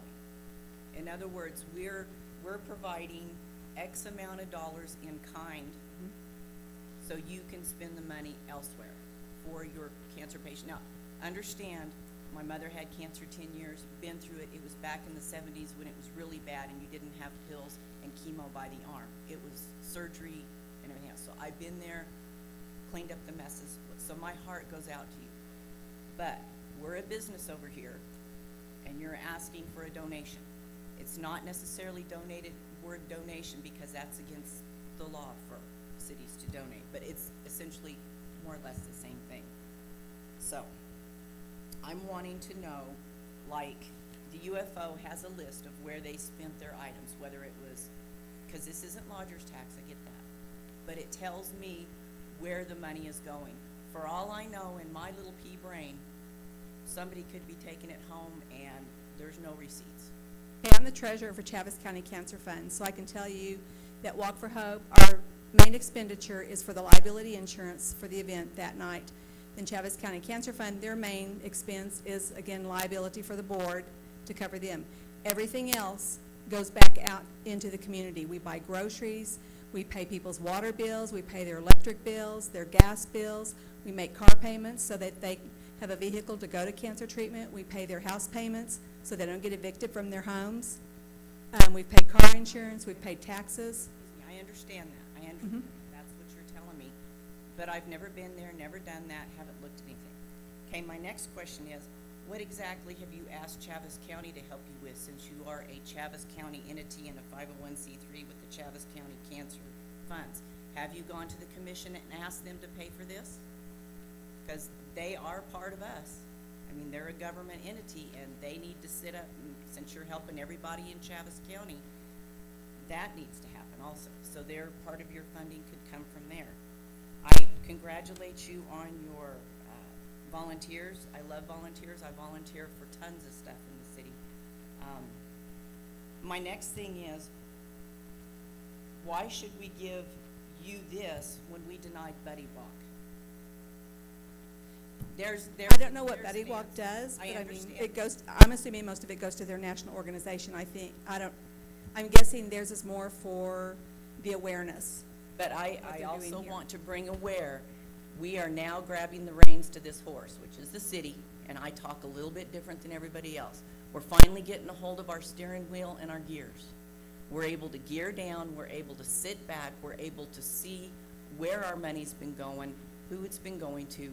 To me, this is a project that can be brought on and helped by the community, such as Councilor Roebuck said, your churches, so forth and so on. I really don't think this is a special event. It is a fundraiser for Chaves County Cancer Funds. It's not a fundraiser for the city. Am I making that clear? That's very clear. That is very clear. And you guys are going to think I'm horrible, and I get it, and that I have no pity and blah, blah, blah. I get it. No, let me just clarify a few things that you said. So number one, Walk for Hope is the fundraiser. We don't piggyback on the Chaves County Cancer Fund. It is the main fundraiser where we get money, which includes the entire city, which the City of Roswell Parks and Rec has been a part of that, a partner, the schools, the hospitals. This is a community-wide event. So we've partnered with everyone, and all of these people raise funds for this event, which then goes back into Chaves County Cancer Fund, and all of that money, with the exception of a few things that Wanda just mentioned, mostly liability insurance. So the difference between the Buddy Walk, American Heart Association, March of Dimes, Alzheimer's Walk, they're all national organizations, and that's where the money goes. This money stays here with these people. That's the difference. Okay, so that is the huge let's get the money difference. from the community. You have to, let me tell you who gets these funds. Number one, you have to be a Chaves County resident. Number two, unfortunately, you have to have cancer. Those are the two requirements to help you. And then, as Wanda was explaining, those people will submit an application. There's a maximum amount. At this current time, it's $2,000 per person per year. And it goes to pay whatever their needs are, whether it's mortgage, whether it's utilities. We have an agreement with Farmers Country Market. We provide food vouchers so that they don't have to choose between food and medicine, so that they don't have their utilities cut off, so they don't get evicted from their homes or their rent, from wherever they're staying. So that is the huge difference between all of those organizations and this one. Those people have paid people on their staff. Every single person on this board and every member is all volunteer. No one has ever received a penny for any of the work they have done. And I myself did all of the applications for 6 years. Teresa Bruton now does all the applications, and it's like a second full-time job. And we have given how much money out, ladies, so far this year, Sherry? $83,000 so far this year from January to now. And that goes back directly to help those people who live in our community. So I hope that clarified some of your questions. It, but I still feel that you don't need to come to the city, and if you do come to the city, also go to the county, because they're sitting there, they've got coffers that are amazing, but yet you're not going there, and you're using it for Chaves County, not just Roswell, but you're expecting Roswell to help with this. The reason and Chaves County is not. It's not the expectation. It is the partnership that we have developed with the city of Roswell over these years. I understand this, and you're not understanding. We need to gather our reins in, and we need to turn this horse. We hear you. We hear you loud and clear, but we just hope that you hear us. Thank you.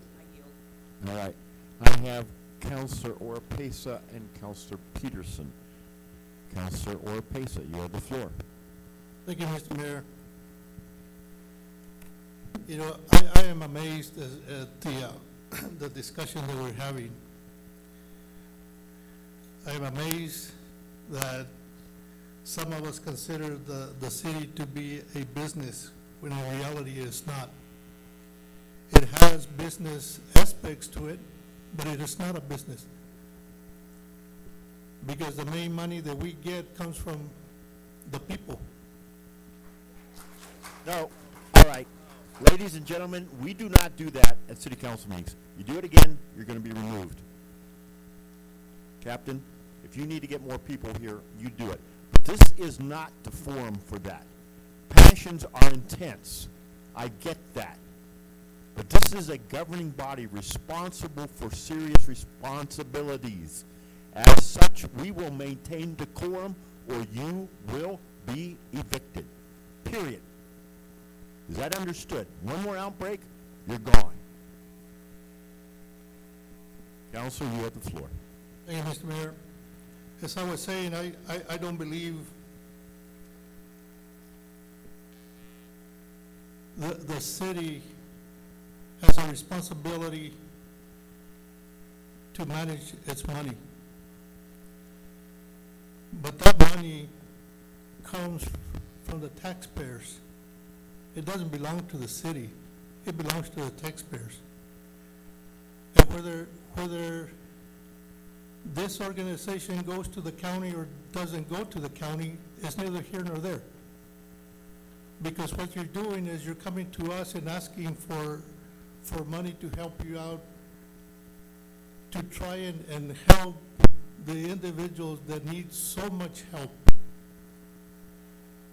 And so, Mr. Mayor, I don't know if it would be an appropriate thing to do at this point in time for me to rescind my original amendment and then offer another amendment. Let me ask Mr. Holloman, as the city attorney and parliamentarian, the original amendment that Councilor Orpesa moved and then we seconded was to waive the fees. I understand there's some controversy as to what does that mean. If this amendment passes and then that passed, what would your interpretation be? That there would be no expectation of any funds from the Walk for Hope for the services delineated, but if there's additional services requested, those would not be waived? Would that be a correct summary of this proposed action? I think that that would be a good summary. My recommendation would be to add a dollar amount, though, given how much has come on and off from the original request. I'm a little concerned about it being complicated here and us taking up additional times to make sure we get that absolutely accurate. And I'm trying to get to where you want to go, Counselor, in the most expeditious and clear way. I mean, if we don't get the dollar amount right and it's off, like, for example, Ms. Jennings is pointing out, these are estimated charges for these services. If there's some difference, then where do we stand? That's why I'm thinking the more simplistic language would work, if you think it would be appropriate. No, I mean, I think that would be appropriate. Mr. Nebb, I'm going to ask your opinion if you would be comfortable, once again, with the language that Councilor Orpesa moved as far as a waiver, meaning that absent additional services requested, the services as requested and delineated, if those fees would be waived. Are you comfortable with that? Okay. All right. Okay. So going back to your point, I know there's some dissension here, but I think your motion will be adequate. But Councilor, you have the floor. So I guess I'm confused as well. I know. I'm trying to make it easier. I'm not sure I'm succeeding, but I think if we stay with the original motion to amend this and basically waive all applicable fees for the services listed, that would be an actionable and enforceable decision of the governing body. So I guess my question is, if we stand with that motion the way it was amended, would that cover up to the 3681.25, or would it still go all the way up to 4196? As these numbers are actually just estimates, we do an accounting at the end. We don't go back and charge individuals back if it was over what the waiver was. Yeah, that would be my understanding as well too. But it is a true accounting at the end of the time that it took X number of hours longer or any of that, and then we utilize that for the next events that come. So this is always moving and always kind of moving to what the true trend is as far as what the hours are and what the costs are associated. So we would not go back and say, okay, you expended, rather than spending $700 on the labor, you spent $750. We would not go back and say, now you owe us the $50 off that $700, if that makes sense. Just to make sure that I understand it is, when the motion says to waive all fees, so if the dollar amount at the end of the event comes out to say $5,000, then we would be able to waive everything up to $5,000. Is that correct? We would waive those. We would waive the true cost of what the waiver was. Okay, then I'm comfortable with that. And conversely, of course, if it's less than that, then we don't return any extra Understand. service either, so. Okay. All right. Are you good, Counselor? I just need to ask the individuals that are on the board, just one question.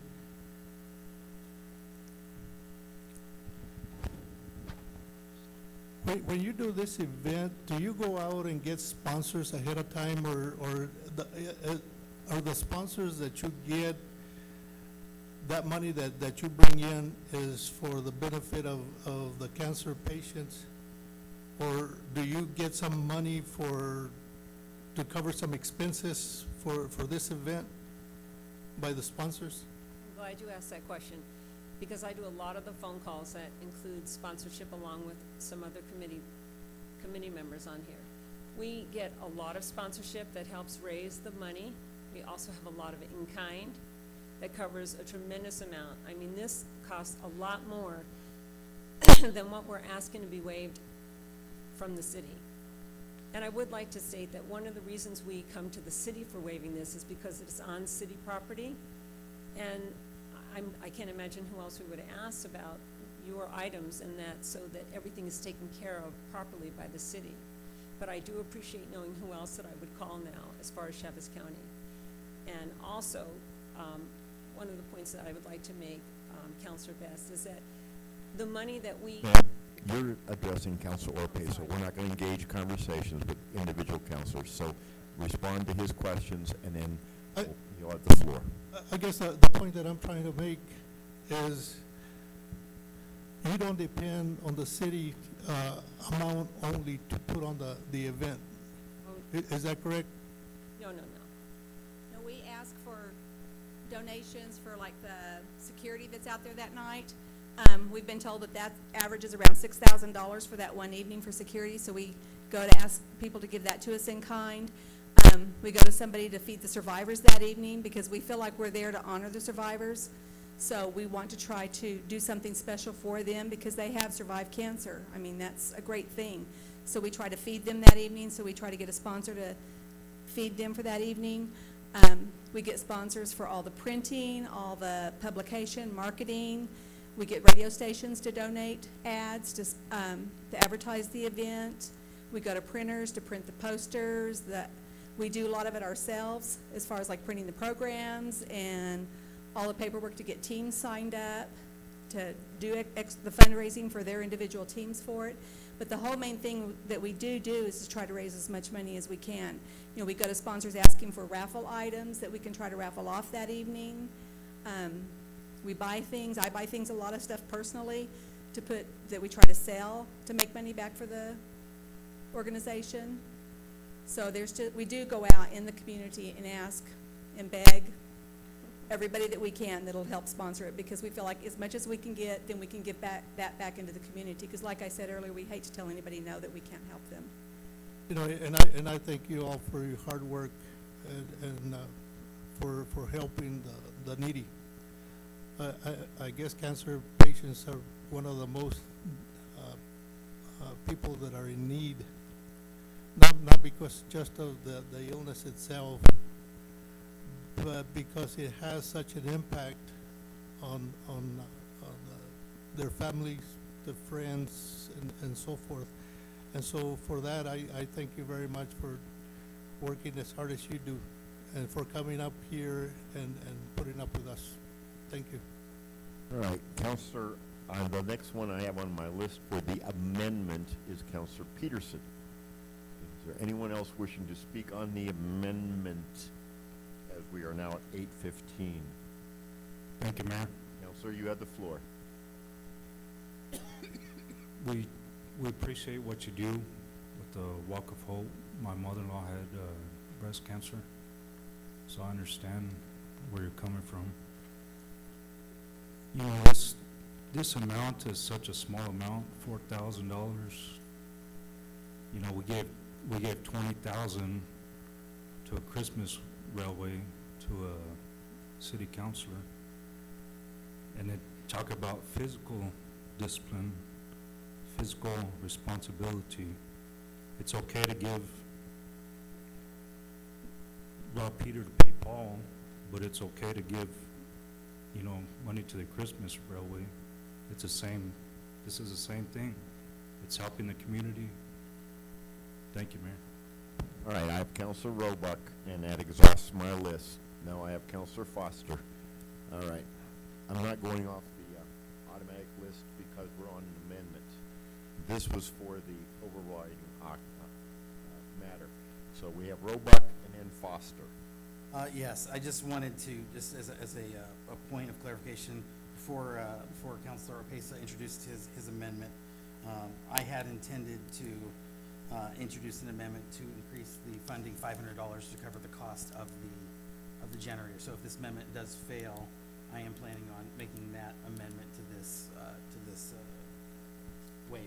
Thank you. All right, thank you. Then we have Counselor Foster. Thank you, Mayor. First of all, I think we need to step back. The whole reason we have this policy in place and why we're doing this is so we can get a handle on the costs that the city has. It's not to nitpick over. $770 is an amount, and if I had to pay it out of my pocket right now, I maybe would have to write a check. But the reason we did this is we had to get a grasp on all our events and have an ability to know where all our costs are going, because at the time that we realized we had all these events happening, the city, we are the ones that have to say how the money's spent. And our staff was saying how the money was spent because we didn't have any clue of what was costing what. So that's why we did this. This isn't to say Walk for Hope doesn't need the $700 or $70. It's not to say that it's not a worthwhile event. It's just so that we have a clarification of where our expenses are being spent. And we have never given $21,000 to the Christmas Railway. We reimburse for expenses through a lodger's tax. We don't just give out money. And I am for us covering the $770. I'm fine with that. I just want us to take a breath and realize that this isn't, and the reason why they're coming to us is because we have worked with them for 9 years. This will be their 10th year. They're not working with Chaves County because this is our facility. It's our personnel that we're using. But yes, it would be great for us to partner with Chaves County and get their personnel helping. So that's a great opportunity. But it's not that, you know, that we're all working together. We all understand what we need to do. And this is for our people. I've seen the people that they've helped. I've even let people know how to do it. I've also put out your flamingos this last few weeks. So I do appreciate what these ladies do and gentlemen, and I will be voting for the amendment. But thank you. I yield. All right, we are on the amendment. I have no one else. Counselor Henderson. On the amendment. Thank you, Mayor. I'd be more comfortable if we had a dollar number in all of this. And you know, we started out at about, well, the request was about $4,200. We ended up in committee at about $2,500. So somewhere in between, I think I would be comfortable, but I speak against the amendment because I'd like to have a dollar amount. Okay. Thank you, Counselor. Anyone else? If not, I'm going to ask for a roll call. A roll call vote on the amendment only. A yes or aye approves the amendment in which all fees identified on the spreadsheet are waived. A no or nay rejects the amendment. Once again, a yes or aye approves waiving the fees listed on the spreadsheet in your possession. A no or nay rejects it. Ms. Call, please call the roll. Counselor Stubbs? Yes. Counselor Henderson? Counselor Moore? Counselor Foster? Counselor Robeck? No. Counselor Oropesa? Yes. Counselor Best? Nope. Counselor Peterson? Yes. Counselor Sanchez? Yes. Counselor Grant? No.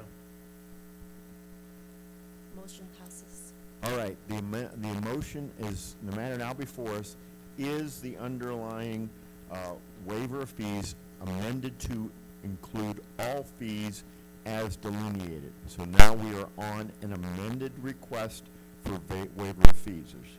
This would waive all fees associated as identified on the spreadsheet. On that issue, is there any further discussion? Counselor Stubbs, you have the floor. Thank you, Mr. Mayor. I know parliamentary procedure pretty well, but I'm still not sure if I can do this. And let me preface what I would like to do with the fact that I was not on the council when the policy was passed. I had a lot to do with reading and working some wordage or language on it. But what I understand the policy's intent is to get organizations, people that use city facilities, to look a little deeper at themselves and to where else they can get money from, instead of asking all of it from the city to be waived in the fees. I feel that the Chaves County Cancer Fund has done that by saying that they would reduce the amount required by the vehicles, the trash bags, and the cones. So I'm not, oh gosh, Aaron, I hate to ask you, but can I amend an amended motion? I can, can't I? Okay, so even though it passed, I guess is where I am, but I'm going to move to amend the amended motion on the request of waiving fees for the Walk for Hope event to be a total of $3,681.65. Okay, Counselor, I'm a little confused. So am I. You put a number on, so is this the maximum now that you're willing to waive? Or if, so you're saying waive all fees up to 3,600, and could we not make it a rounder? Can we make it a simpler number, Counselor? I'm fine with that. Why don't you suggest? $3,682. $3,682 up to a maximum of $3,682. Is that what, so you waive fees up to that amount? Words in my mouth, but yes. Okay. I have a motion by Counselor Stubbs. Do I have a second? I have a Counselor Roebuck. So I have a motion by Counselor by Counselor Stubbs, and a second by Counselor Roebuck to amend this matter to set a ceiling of $3,682 as to being the maximum amount waivable. Now, before we go forward, Mr. Nebb, are you comfortable with where we're going with this? Do you feel it's workable? Yes, sir. Okay, that's key. So we are now on a proposed amendment. On the proposed amendment of a maximum waivable amount of $3,682. Anyone wishing to speak on that? I have Counselor Foster. Wait a second. Counselor Stubbs still has the floor. Do you yield at this point? At this point, I'm through. Thank you. All right. Counselor Foster. So, Mr. Nebb, if our hours are wrong, we're not gonna charge any more for the hours. There'll be an accounting at the end of this. With the way the motion is made, as that is the maximum we'll provide, that's where we'll have to do an accounting afterwards, I believe. So if the estimate on our fire department was off, and there's $300 more, we're not gonna turn to the Walk for Hope for $300. We have not done that in the past. Okay, that's, But, Mr. Nebb, the way this is, this amendment, is this, That was my concern, was that this was a maximum amount of $3,682. so if, say, for example, it hits magically $4,000, there would be an invoice sent. Is that correct? Yeah, according to Ms. Jennings, we have not run through a true waiver of this nature, so this would be the first time that we actually run into this. I would say, though, that our estimates are fairly accurate based upon what the costs were in the past. Once we started charging in April, we have not seen that the charges have exceeded the estimates that had been provided. Walk for Hope was waived last year in January before we started collecting fees for that. Since then, the only waiver of fees that have been passed out of the Finance Committee has been the Veterans Parade. Okay, all right, then my, you still have the floor. All right, so you got- then Chief, could I call you up?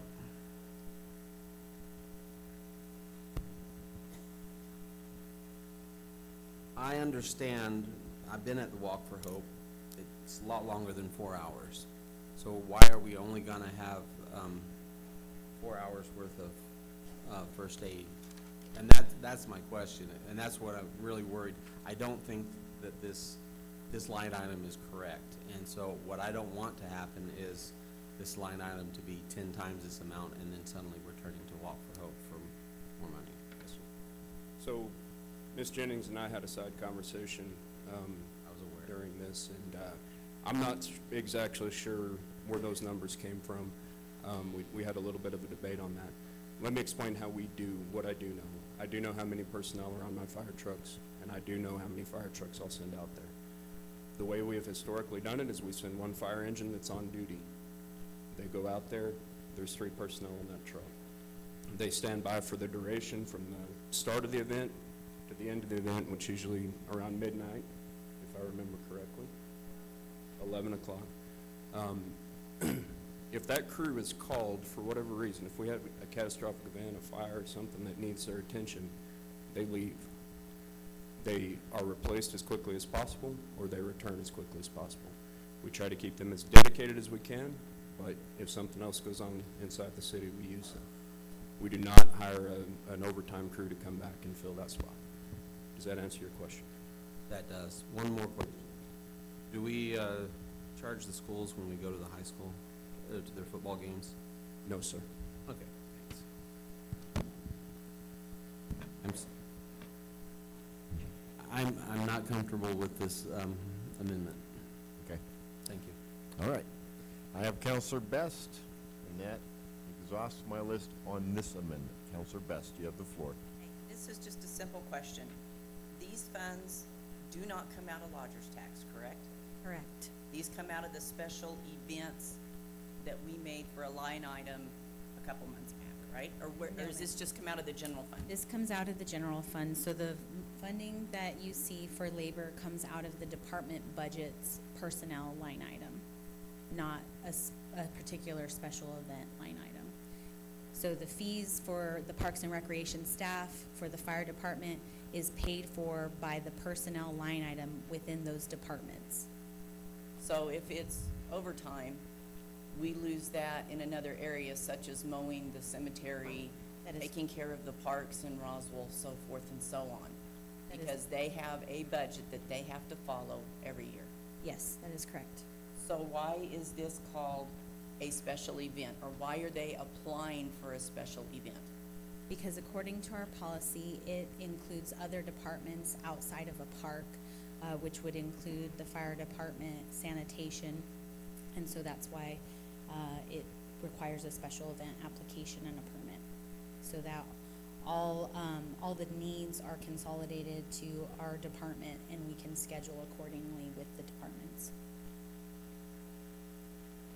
Okay, again, I'm not comfortable with this because we have to put our money elsewhere due to the fact that we have complaints about the cemetery, the parks, and everything else. And we We don't have enough police officers, firemen to go around sometimes, so I'm still a no, can't. I yield. All right. Councilor Pesa, you have the floor.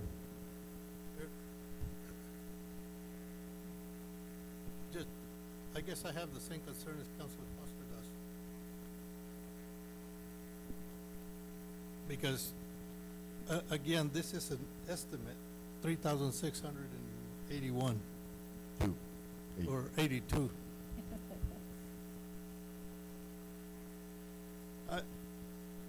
You know, and again, if you put a cap on it, is it possible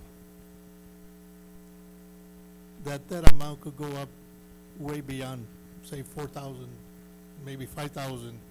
I don't know.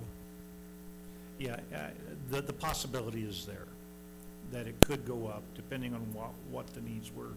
I believe our estimates are very, very close to what the trend and the history has been, but the possibility remains there, that it could be more expensive than what the number is.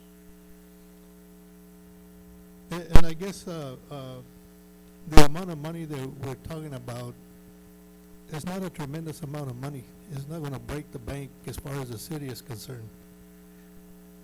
Because we do give a lot more money to other events that are events for entertainment. And I understand that those entertainment events bring in people for lodgers tax and so forth. But here we're talking about lives. We're talking about helping people that are struggling because of an illness. And to say that we can't afford $4,000 to me doesn't sound reasonable at all. And so I hate to put a cap on the amount, because when everything is said and done, we don't know what the exact amount is going to be. Thank you. Are there anyone else who wishes to speak on the amendment as presented? The amendment being a cap of $3,682. All right. Since there is no one else wishing to speak on the amendment, I will call for a roll call vote on the amendment. Now, councilors, a yes or aye places a cap on the fees to be waived at $3,682. A yes or aye does that. A no or nay rejects the cap, and we return to the amended action, which was waiver of fees. So once again, yes, a cap of $3,682. No means no cap. Ms. Call, please call the roll. Counselor Stubbs. Yes. Counselor Henderson. Counselor Moore. Counselor Foster. No. Counselor Roebuck. Counselor Oropesa. No. Counselor Best. Yes. Counselor Peterson. Yes. Counselor Sanchez. Counselor Grant. Yes. Motion passes 6-4. All right.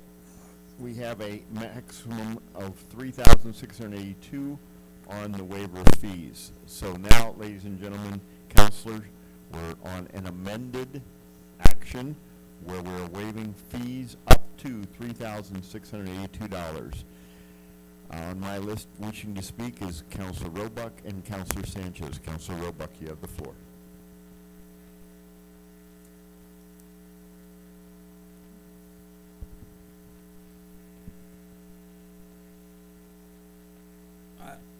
And I apologize for, this needs to be addressed, and because it's part of this larger conversation. It doesn't have anything to do with Walk for Hope. So, again, on this committee, I have voted, I think consistently for waivers for these organizations. And certainly my heart is with all these people who are doing good work in our community. So the the big problem we are facing is this current waiver system. The thing about the current waiver system is it is a fix, it in itself is a fix of an earlier problem. In the past, as I understand it, the city staff waived fees as they saw fit. However, this wasn't always entirely legal, nor was it fair. There was no accountability for those who had to pay fees and for those who didn't. Before I came to serve on council, it was decided in order to have any waiver of fees, it must first be requested to the finance committee and then approval by the full council. That's how we got where we are here. This new system added accountability and it added transparency on how citizens' money was being spent, but it has not completely addressed the issue of fairness. Although certainly I believe it was much fairer than the previous system or lack thereof system that existed. I think this change caught a lot of people off guard, including many organizations who were used to getting city support through these effectively unauthorized waivers. While the new system weeded out a lot of waste, some very deserving groups also got caught unprepared to present their requests appropriately to the finance committee. I know people have mentioned Buddy Walk several times, which I think is also a very deserving event, and I voted for their waiver. It did not pass, it did not make it out of committee. After the first couple of failures in committee, I think word got out that it was harder to get funding and that only organizations who presented their case very well were able to get a waiver. And even in those cases, the committee has gone over these fees with a fine-tooth comb looking for savings. Again, because the city has needs that this money is allocated for. As far as the fundamental needs of the city, whether it be maintenance, road maintenance, whether it be our fire service, police service, et cetera. Now, as far as solutions, with the blessing of the Finance Committee Chair, I'm working with city staff. We're trying to come up with an amended system, and these are the features that we're trying to get to. Number one, we're trying to create a system that creates a fair opportunity for all organizations who want to apply for waiver funds.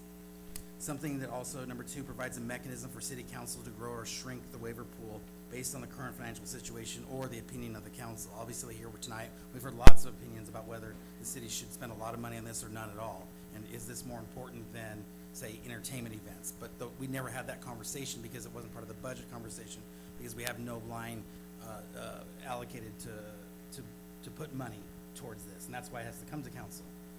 If it was part of if we had a budget allocation, we could have had this discussion already, and the council could have decided, well, the city, in our budget, it seems fair that we set aside X amount of dollars for these waivers, in light of the whole budget, and making the decision as opposed to making it piecemeal, making that in light of the whole budget.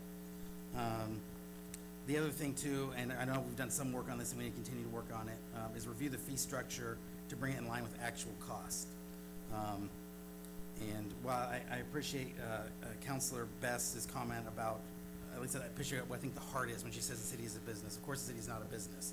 The city's not trying to make a profit. I think what she means is the city, and I hope if she can correct me if she wants to, but I think the heart of what she's trying to say is, and I agree with the heart, is that the city has to be fiscally responsible. We have to operate with the principles of a business.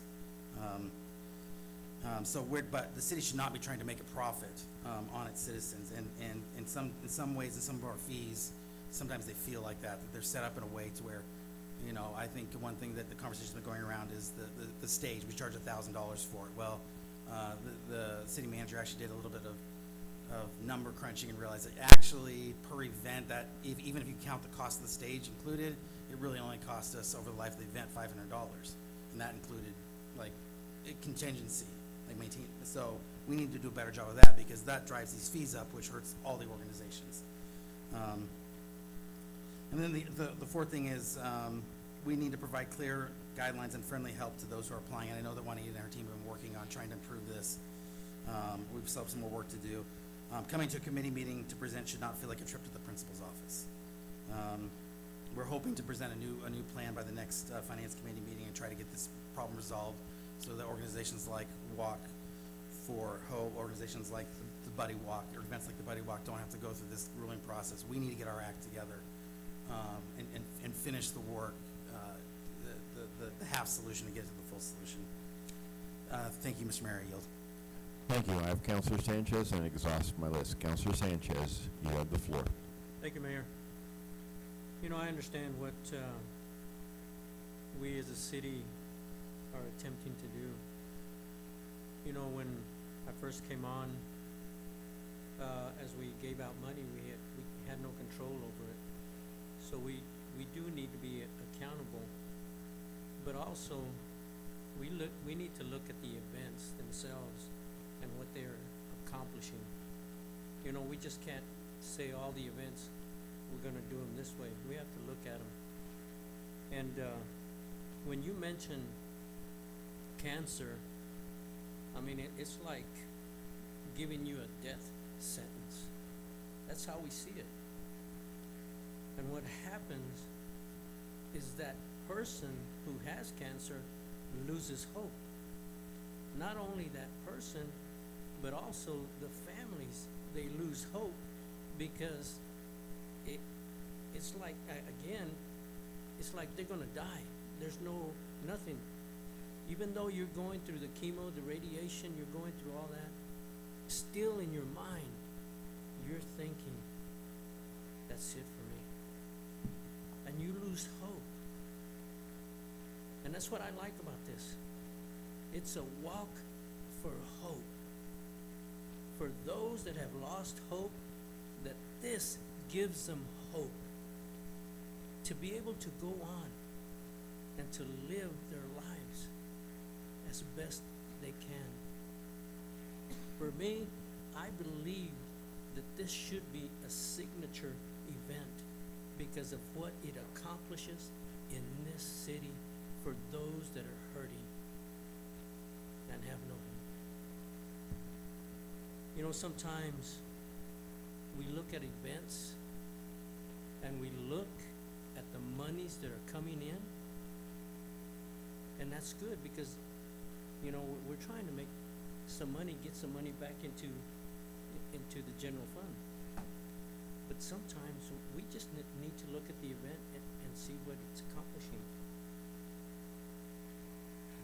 But I do believe that now that we have the fees at $36.82, that I believe we need to waive them. But I also believe as a council, we need to revisit signature events and look at them. And not just say these are the signature events, this is set in stone. We need to go back and look at them. And again, sometimes let's take our eyes off the monies that are coming in and have some compassion and look at the events and help people, because people are the ones that are bringing in the money to the city. Thank you. I have no one else wishing to speak on this matter, therefore I will call for a voice vote. Roll call? Okay, we're going to do a roll call vote. A roll call vote approves the waiver of fees up to a maximum of $3,682. A no or nay rejects the waiver of fees. Once again, a yes or aye council approves a waiver to $3,682. No or nay rejects the waiver. Ms. Call, please call the roll. Counselor Stubbs? Yes. Counselor Henderson? Counselor Moore? Counselor Foster? Yes. Counselor Robeck? Yes. Counselor Orpesa? Yes. Counselor Best? Nope. Counselor Peterson? Counselor Sanchez? Yes. Counselor Grant? Yes. Motion passes. All right, thank you. Going on to item number 18, Counselor Best. I'd like to make a motion to consider the approval of contract extension with Superior Ambulance. I have a motion by Counselor Best, and go ahead and hit your box. And a second by Counselor Foster to approve the extension of the contract extension for Superior Ambulance. Chief Graham. Thank you, Mr. Mayor. Members of the council, what you're asked to consider on this item this evening is a contract extension with Superior Ambulance, who is our contractor for 911 transport services in the city of Roswell and the unincorporated areas of Chaves County. We took this item to the Public Safety Committee in June prior to the expiration of the contract. Through some conversations with that committee, it was determined that we needed to adjust and refine a little bit of the language within the contract pertaining specifically to response time criteria of the contractor, as well as penalties associated with failure to meet those benchmarks. Through several months of negotiations between my team and the CEO of Superior, we've come to an agreement on that language, and I think we've got a system that'll work more functionally moving forward. I would stand for any questions. All right, thank you, Chief. I have Counselor Grant. You have the floor, sir. Where are we at on our plan for us to look at doing this in-house? Counselor Grant, we've submitted information both to the Public Safety Committee and to Mr. Nebb. Mr. Nebb has provided us with some additional information and a different format, as well as some additional questions that he asked, and we are in the process of responding to his request for information at this time. So we're still in that phase. Mr. Nebb, do you want to address it also, that matter? Because I know you and I have talked a little bit about this. Yeah, just really briefly with it. What we've done is we've went through the present report that provided a lot of good information on the revenues and kind of a process where we wanted to, what we wanted to do though was to go into the cost benefit analysis, which is a little bit deeper to really look at these numbers, find out where they're coming from, find out exactly how we will function with it. Consider it as building a business plan for the service that's there. And so we've asked those questions, and that's what the fire department is working on now, is to try to answer the rest of those questions that you would in a general business type plan. Okay, thank you. Counselor, you still have the floor. Yeah, that's just something, this is a 12-month contract extension, right? Yes, sir. This is a one-year extension with the option for one more one-year extension. That's what I just want. I know you guys have kind of been working at it, it's kind of been talked about for a few years now, but I just think that's just an in-depth service of getting into that. As soon as we can bring the full council into that conversation, I think the better off we are on some of that. So that's all I would ask is, you know, if that's really the goal, and I'm not saying I'm all for it, I don't know all the information on it, but I think it's definitely worth looking at and evaluating, just because I know this is an issue we have, even with the contractor being able to provide service, and it could be a possibility for an opportunity to help fire department and the community. Okay. I have Counselor Orpesa. You have the floor. Thank you, Mr. Mayor. The contract is for $150,000. Yes, sir, that's correct. And what exactly what kind of services do we get in return? So the subsidy is $150,000. In return for that, what the contractor provides is 4 dedicated 911 ambulances that are available to service emergency calls. That doesn't factor in their ability to also take non-emergent transfers out of the hospitals, inter-facility transfers. This is specific to 911 service. And does the ambulance service also charge the individuals to go pick them up in an emergency, or? Yes, sir. On top of the $150,000? Yes, sir. The $150,000 is the agreed upon amount subsidy that the city pays to the ambulance service. And if the individuals do not have insurance or not able to pay, do they still pick them up?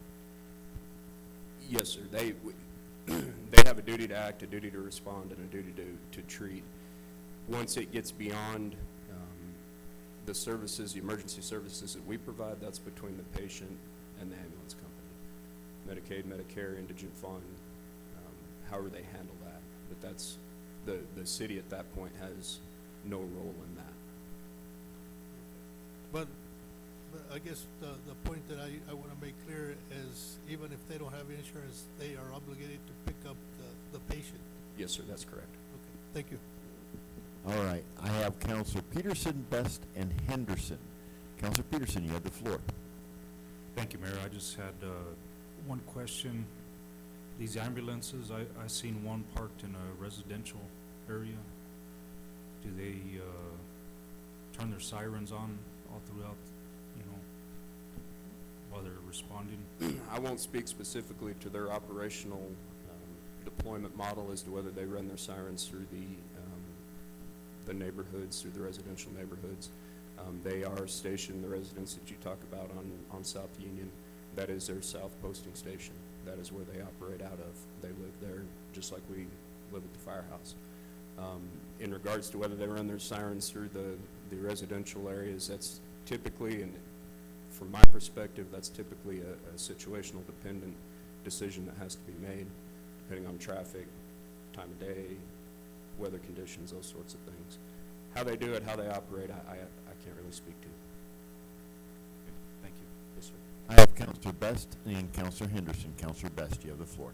County provides a percentage of this, is correct? They provide an additional 25,000 is my understanding.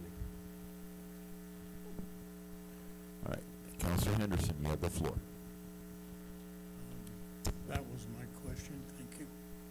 All right. Counselors, I have no other individuals on the list wishing to speak or ask on this. We're going to go with a voice vote. A yes or aye approves the contract extension. A no or nay rejects it. Once again, a yes or aye approves the contract extension with Superior Ambulance as presented by Chief Graham. A no or nay rejects it. All those in favor signify by saying aye. Aye. Any opposed, say nay. Seeing none and hearing none, it passes unanimously. Next up, item number 19, Counselor Best. Push the button. Anyway, I'd like to make a motion to consider the approval of the standards of operation for Roswell Animal Control. I have a motion by Counselor Best and a second by Counselor Foster to approve the standards of operation for Roswell Animal Control. Mr. Matthews. Good evening, Mr. Mayor and members of the council. Council is asked to consider the approval of the standards of operation for the Roswell Animal Control. Staff was asked to develop a standard operation based on the recommended minimum standards for animal shelters in New Mexico, as developed by the Animal Protection of New Mexico. This document identifies standards in structure, enclosures, sanitation, care and handling, disease control, record keeping, council's asked to consider personnel and adoption standards. Operation for the Roswell. These standards will be used in conjunction with the pre-existing department policies, city policies, city codes. Public Safety Committee recommended at the September 18th meeting as developed by the full council for approval with a vote of 3-0. This document I did provide this in your pack or in your boxes several months ago, so we've been working through it, making some changes. Personnel and adoption standards. Anyone wishing to speak on this matter? I have no one on my list. Therefore, I will call for a voice vote. A yes or aye approves the standards of operation for Roswell Animal Control. A no or nay rejects it. All those in favor, please signify by saying aye. Aye. Any opposed, please say nay. Hearing none, seeing none, passes unanimously. Next up, item number 20. Therefore, I will call for a voice vote. A yes Thank or you, aye Mr. Mayor. approves the standards of operation for I Roswell move Animal to Control. approve- No or nay rejects it. All those in favor, please signify by saying The aye. memorandum of Any understanding opposed, between please Chaves say County nay. and the city of Roswell for Hearing building none, inspection seeing assistance none. services. Passes unanimously. You're going to go ahead and hit your box there for motion. All right, we have motion by Counselor Stubbs. Okay. Motion by Counselor Stubbs and a second by Counselor Foster to approve the proposed MOU between Chaves County and City of Roswell for building inspection assistance services. Mr. Morris. This MOU does establish a means for allowing both Chaves County and the city of Motion by Roswell Counselor to be Stubbs. able to request building and electrical inspections on each other. Motion by Counselor Stubbs and a second by Counselor Foster to approve the proposed MOU This came up between Chaves County and without City a of Roswell electrical for building inspection. inspection assistance services. Mr. Morris. So the inspections have been having to come from the state, which adds about another week to all this inspection. Does establish means, it's not intended to address, it's only intended to be a temporary means. It's not an intent to take over the county's permitting system or to have the county take short-term situations, basically, it'll be tried to be worked out within the normal working timeframe for the day. And long-term situations, like you had, and we've been looking for electrical inspectors, would result basically in the permit fees also going to whatever the provider service provider address for that additional personnel costs. We're talking about all costs. If this is approved by the city council tonight, it has to go to the county, they have to approve it, and ultimately it has to go on to the state CID, Construction Industries Division, which regulates construction activities in the state. We've had talks with CID, which is very supportive of this type of agreement. And this item was heard by the legal committee on September 27th. They recommended for approval with all visions by a vote of 4-0. This is approved by city council tonight. Councilors, I have one individual who has signed up to speak on this matter. I'll ask this individual to come forward this time. Mr. Conley, if you would be so kind as to state your name and address. Barry Conley, 2815 Canto Drive. When I picked up the agenda from the city office, I almost fell over and had a palpitation of the heart. Councilors, I have one individual who has signed up to speak on this matter. I went I'll out ask to this the county individual and to come asked forward them, this what time. is Mr. it? Conley, And if you would they be so explained kind to me as to that state your they name and address. have offered their inspector to help us out in the city. And that's wonderful. I hope we have many more MOUs between the city and the county. The county, they do pay, I'm not sure what the percent is, but they pay a lot of our GRT taxes. That they have offered their inspector to help us out in the block of hope. Keep that in mind. Thank you. All right, thank you. All right, councilors, anyone wishing to speak on this matter? I see no one wishing to speak on this matter. Councilor Roebuck. Thank you, Mr. Mayor. Just a quick question. As I understand it, whoever does the inspection gets the fees. Who sets the fees? Well, the fees are set by whatever the organization has within their documentation, standard that comes in with the International Building Code. So All right, councilors, anyone wishing to speak on this matter? Okay, all right, I so. see no one wishing to speak on this matter. Okay, that's good. Councilor Roebuck. All right. Anyone else wishing to speak on this matter? If not, I will ask for a voice vote. A yes or aye approves the MOU between Chavez County and City of Roswell for building inspection assistance services. A no or nay rejects the proposed MOU, memorandum of understanding. All those in favor signify by saying aye. Anybody opposed, say nay. All right. Anyone else wishing to passes unanimously? If not, I won't. All right. Next up is item number 21. Councilors, Councilor Pace and I discussed this matter before with Mr. Nahar. This is a little bit different. We're going to ask Mr. Nahar to come forward and provide us with a presentation before we have a discussion. Traffic calming is one of our issues that you brought up at the workshop. I'm sure you all get calls from your constituents about speeding, which is the number one thing.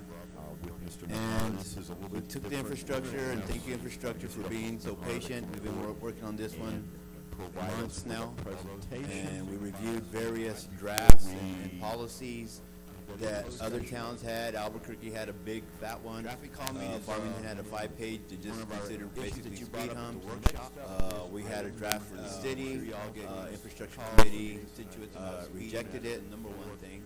What all the policies had in common was that the citizens would have to have some input by petitions or other things, and also be involved in the cost of whatever the solution was. Other towns had, Albuquerque had a big infrastructure. Did we feel comfortable with that? We discussed it at public forums. I've attended some neighborhood watch stuff, and the citizens just don't want to help pay for it.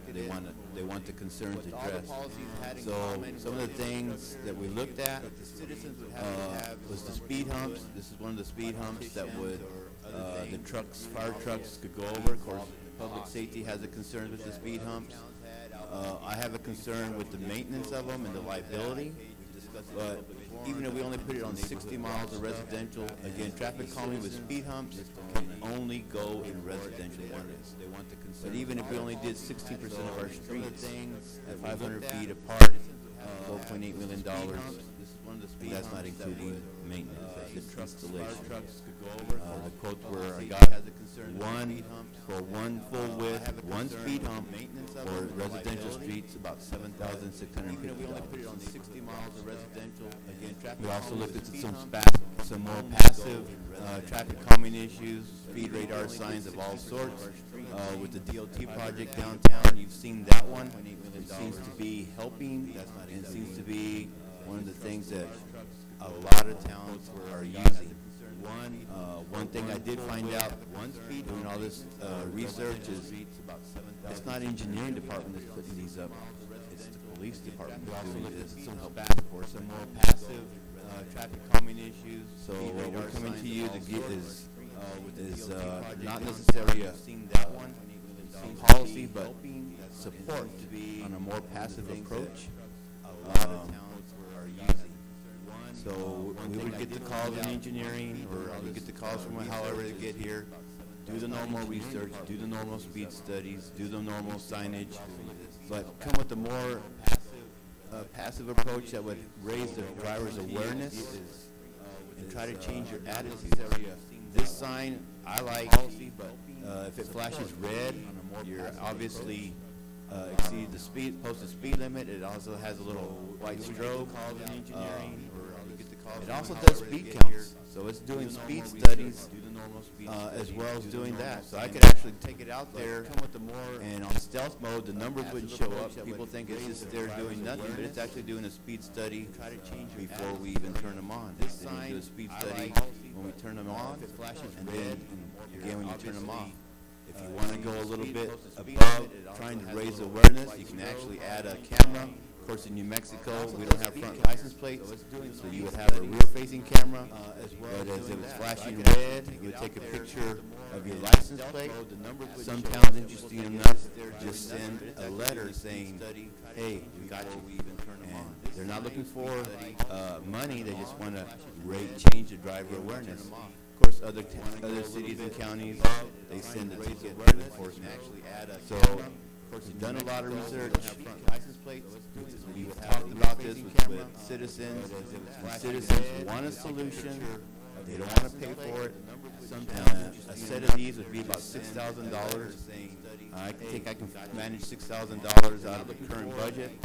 And as I said during the research, the police departments fund a lot of this, and Mike Matthews, Public Safety.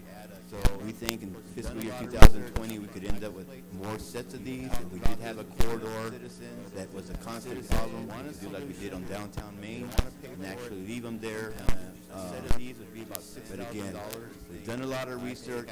We're trying to address one of the number one problems you guys brought up at the workshop, which is traffic calming, and just considering direction. You guys will support the approach that I recommended and come up with, and infrastructure has supported. We did have a corridor.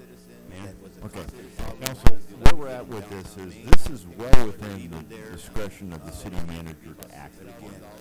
We're presenting this to the governing body as, open meeting, because this is really the only forum in which discussions of this nature can occur. The open meeting section, where we cannot meet as a quorum privately, but this is an opportunity for a discussion. We do not have to take an action. There does not have to be a motion. This is well within. Mr. Knapp is listening. Mr. Matthews is. The chief is, and Mr. Nahar. So this is an opportunity. I hate to suggest that you might want to have some more conversations this evening at 7 minutes after 9 o'clock. This is an item number 21. However, I do have Councilor Foster. Councilor Foster, you have the floor. Mr. Knapp is listening. On these flashing signs, the chief we have Mr. blue Nahar. So this is an opportunity. I hate to My major concern is seeing this in a residential area. I can see that things of flashing I don't know if the lumens would be that bright. They would be more facing the street. So unless you're on a quarter, I probably wouldn't put one on the corner. But to answer your question precisely, I could answer that, but I don't think it would be much of a problem. You've seen the one downtown. They're bright, and they'll be brighter at night, but I don't think they're going to be strong enough to go into somebody's bedroom or keep you awake at night. I don't know if the lumens would be that bright. I have Councilor Roebuck and Councilor Payson. Councilor Roebuck, you have the floor. Thank you, Mr. Mayor.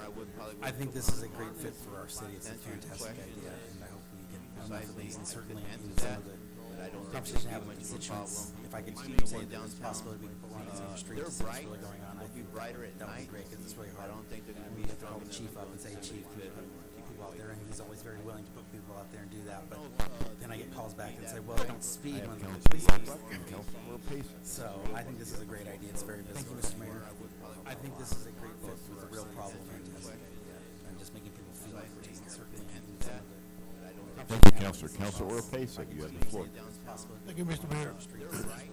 The signs that you're showing right here seem to be permanent.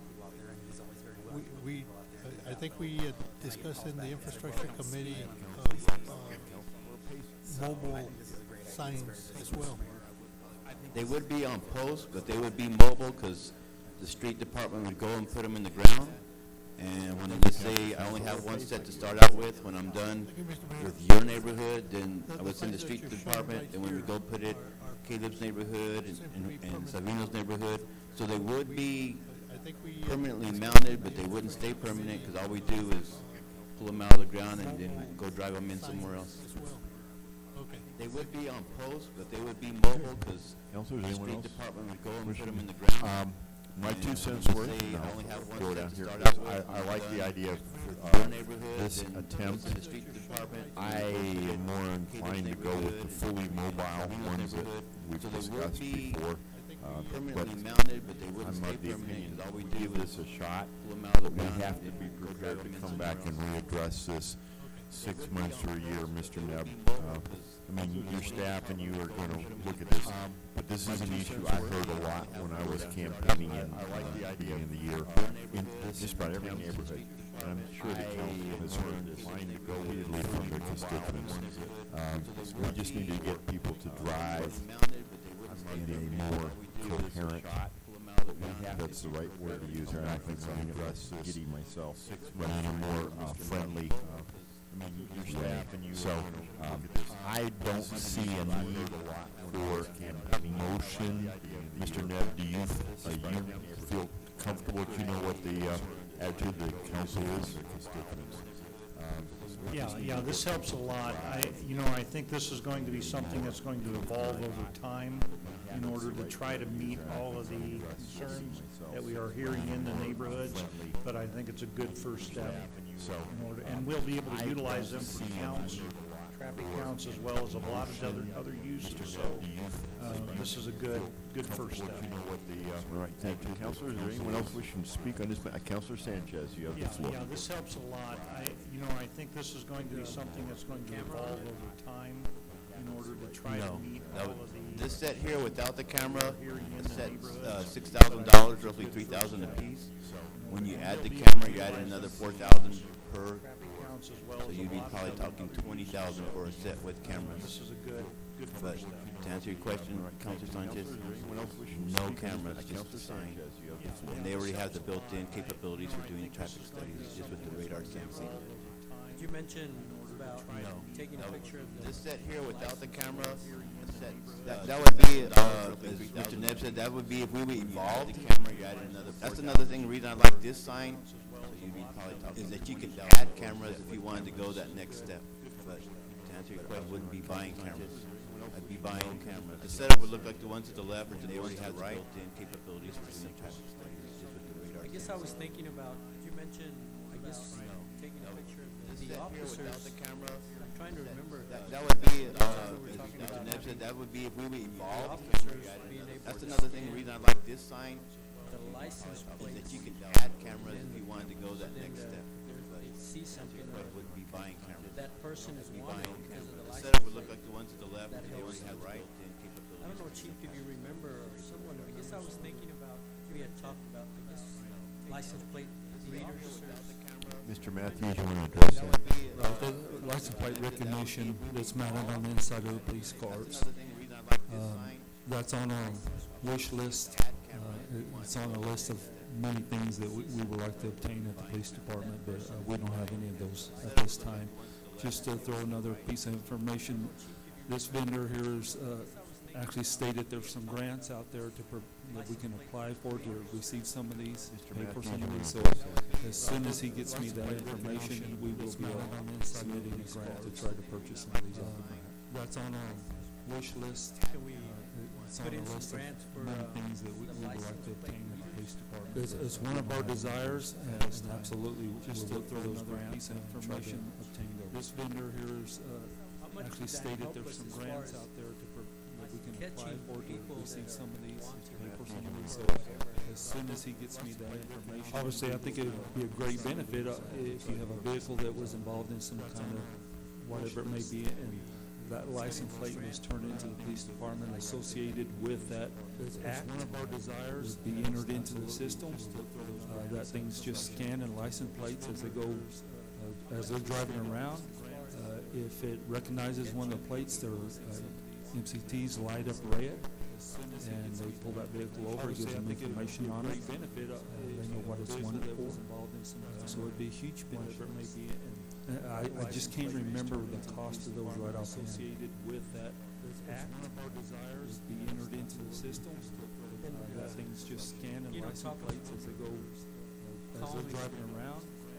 If it recognizes one of the plates, their MCTs light up Put red. signs up. Pull that vehicle over, gives them information on it. They don't mean They know what it's anything. wanted for. So it'd be a huge benefit. We just go, because all of us do it. I just can't remember the How many of cost us of those speed? right associated with that. We all do. At some point, we're not in a hurry. At some point, we are in a hurry. So we all do it. We all need to calm ourselves down, and you can, and just drive the way we're supposed to. Because I don't know, we just tend to spend so much money in trying to control people's vehicles. How many of us speed? We have so many laws already. How many of those laws? At some point, have we been able to enforce? At some point, we are in a hurry. Not really. So we all do it. We all need to calm ourselves down. Just thinking about the license just for driving the street. Thank you. All right, I have no one else on my list. Counselors, I do not see the need for any type of action on this matter. So unless there's an objection, I will move on to item number 22. Hearing none, I will move on to item number 22. Counselor Stubbs. Thank you, Mr. Mayor. All right, I have no one else on my list. There was a problem in copying Counselors, I do not see the need for any agenda, type so of action the on this actual matter. attachment to So item unless there's an 22 objection, has been put on I will our move on places, to item number 22. which is the agreement itself. So at Hearing the none, recommendation I will of move the on to legal item number committee, 22. I Counselor move Stubbs.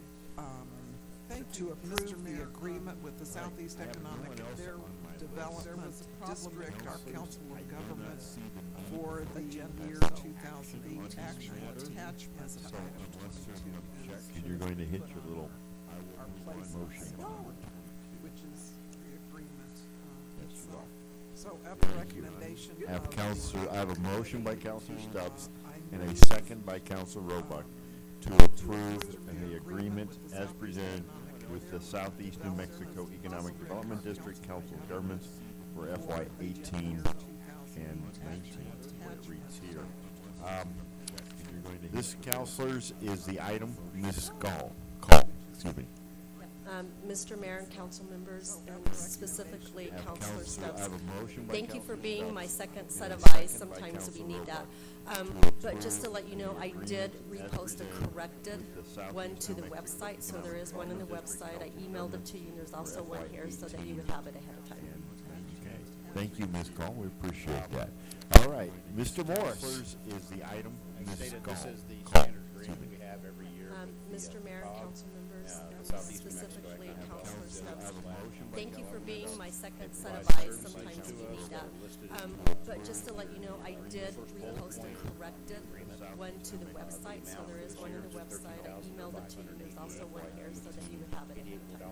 Last year. Thank you, Ms. Call, we appreciate that. All right, Mr. Morris is the item. Ms. Call. Call.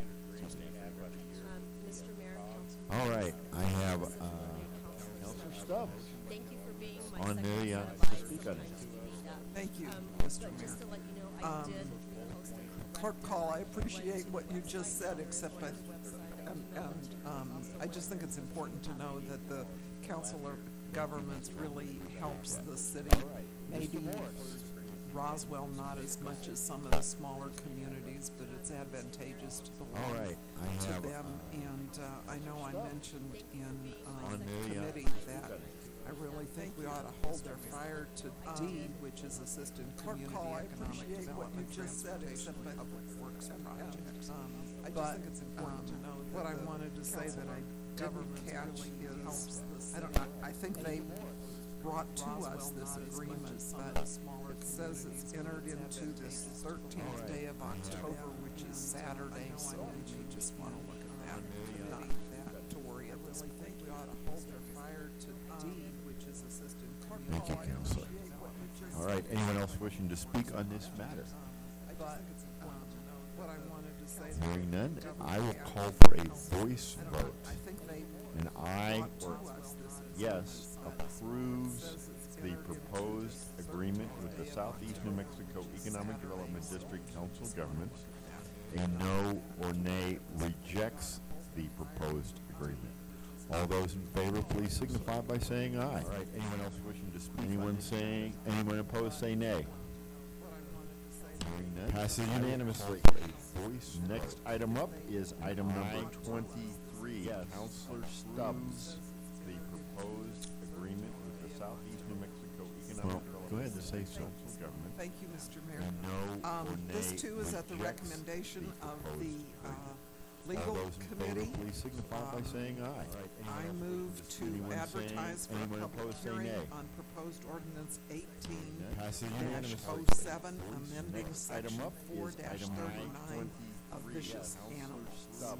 Okay, I have a motion by Counselor Stubbs and and second by Counselor Foster to authorize the advertisement for a public hearing and vote. It doesn't say that in here, but we're taking, this is what we will say in the action here is authorizing for advertisement for a public hearing and vote for proposed ordinance 1807. I have a motion by Counselor Stubbs and Counselor Foster, and second by Counselor Foster, to authorize Ordinance 1807 for a public hearing and vote. Concerns and It doesn't say that in here, but we're taking, this is what we will say in the action is authorizing for advertisement for public hearing and vote. The way our ordinances reads, that if the judge determines the animal to be vicious, that you cannot return it back to the owner because there would be a misdemeanor. That's the vicious ordinance 1807. I walked with him and showed him that he does have that power in state statutes. He says that he is asking for the guidance from council and for it to be made explicit in the ordinance itself, so that you have in one place where it says that you may not have a vicious animal if an animal is to turn it back to the owner with the consequences of it. He wants that ordinance showed him whenever they're in front of him. I walked with him and showed him that he does have that power in state statutes. This was taken to legal committee at their September meeting as I recommended for it to be made explicit. All right. Any questions or comments on this? Once again, council, this is simply to authorize advertisement for a public hearing and action. I think is a better way of wording it. Public hearing and action at a future date. Any questions or comments? We can do a voice on this one, Ms. Call. All right, a voice vote. A yes or aye authorizes the advertisement for a public hearing and action at a future meeting. Public hearing, a no or nay rejects it. For proposed ordinance 1807 dealing with vicious animals. All those in favor signify by saying aye. Any opposed, say nay. On this one, hearing none, seeing none, passes unanimously. Item 24 authorizes the advertisement for a public hearing and action at a future, almost there. Public hearing, a no or nay rejects it. This also is at the recommendation of the legal committee at a vote of 3 to 1. All those in favor signify by So I saying move to aye. approve to advertise for a Any public opposed, say hearing on nay. proposed ordinance Hearing none, seeing none, passes 18-08, unanimously. which is permitting the Item raising 24 of poultry in the authorizes city limits. I have a motion by Counselor Stubbs. Push your button. This also is at the recommendation Well, of the legal committee. I'm sorry, but we need you to push it, because it's not going up. You pushed it once. There we go. Now, we have a motion, second by, all right, we have a motion by, I'm sorry, I apologize, ladies and gentlemen. I have a motion by Counselor Stubbs to approve the advertisement for a public hearing and action on a proposed ordinance 1808, and a second by Counselor Foster. Well, Counselor, oh, I'm sorry, Mr. Holloman. I'm losing it, sir. This one I don't know There we needs go. as Now much we have a introduction. motion, second by, I will- all right, we the have a error motion in the by, slide is not I'm 17, sorry, I 10, apologize, ladies and gentlemen. 18. I have a motion by Counselor This is Stubbs for council. to approve the advertisement for a public hearing and action on a I think it proposed was ordinance April of 1808, 2017. and a second by Being Counselor brought, Foster.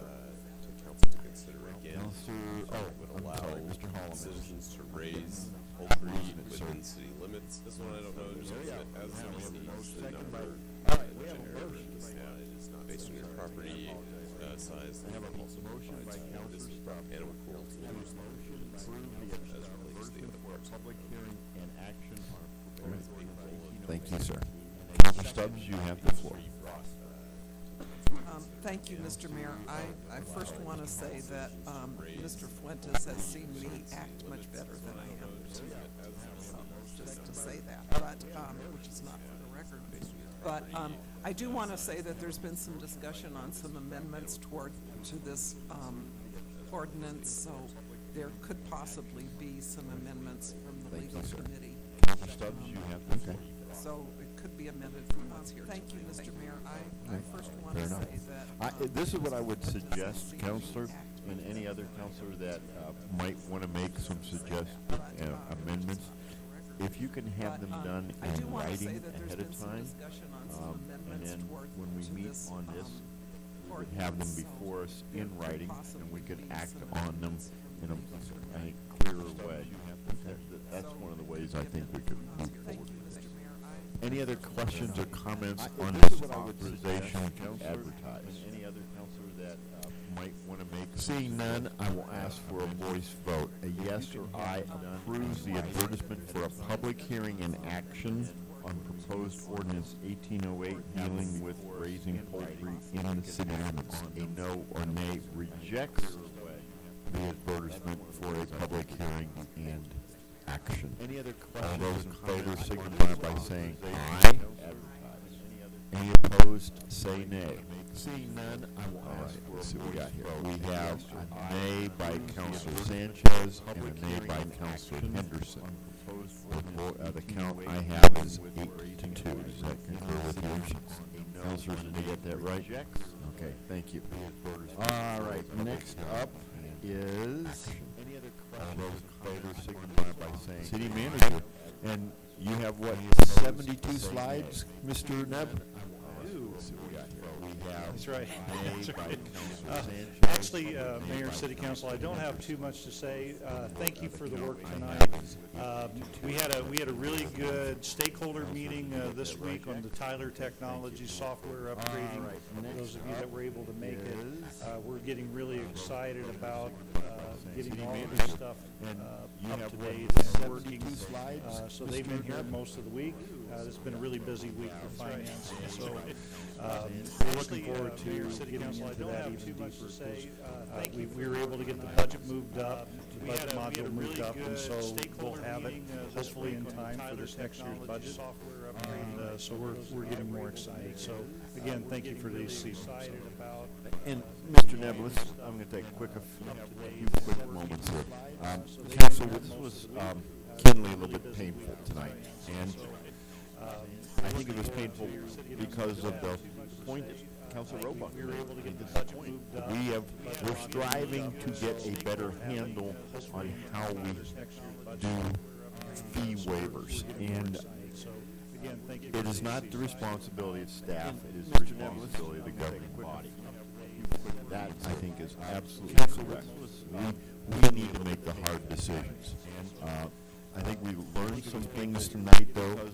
Mr. Neb, I think we should consider some different approaches. I'm not going to try to articulate them, but I encourage counselors to discuss with Mr. Neb or other staff that he designates any different approaches you'd like to see if you make the hard decisions. I think we've learned some things tonight, though. It needs to be fair to those who are making the request. It needs to be cognizant of the responsibility we have. We had a difficult conversation tonight. It was very lengthy, as you all know, but I think we're getting where we need to go, Mr. Neb. Well, I agree, and and I was going to save some of it for a little bit later, but in 2017, for these special events and all this effort that we are doing through all these community things, we spent $490,000. So when we look at just for the Walk for Hope, being $4,000, it by itself is not a lot of funding. But we try to figure out exactly how we're managing $500,000. And I think that's something that everybody should be aware of. Also, I know that we get a lot of help for the lodger's tax issue because there's statutory requirements as to how we handle that. So all these entertainment type events, we actually have that extra statutory information that helps us establish how we have to deal with that. The ones for Walk for Hope, those community events, those heart type events, we don't really have any guidance, so it becomes your job in order to come up with the solutions as to how we're going to treat those things. So that's all I'll share tonight. But I know that we're working on some options. I think we're better than what we were, but we're still missing where we want to be. So thank you. Thank you. Councilors, any other questions or comments, or anything you want to put out there this evening? Because we've still got. It's not midnight yet. We've got another 2.5 hours. So that's all I'll share tonight. But I know that we're working. Does he really? All right. So on that note, Councilor Moore, you've been very quiet this evening. I want to thank you for that. Thank you. Councilors, any other questions or comments? All right. Thank you. Appreciate that. And anything else? If not, I have as the time of 9:29. We are adjourned. So that's all I'll share tonight. I know that we're working. Does he really? All right. So on that note, Councilor Moore, you've been very quiet this evening. I want to thank you for that.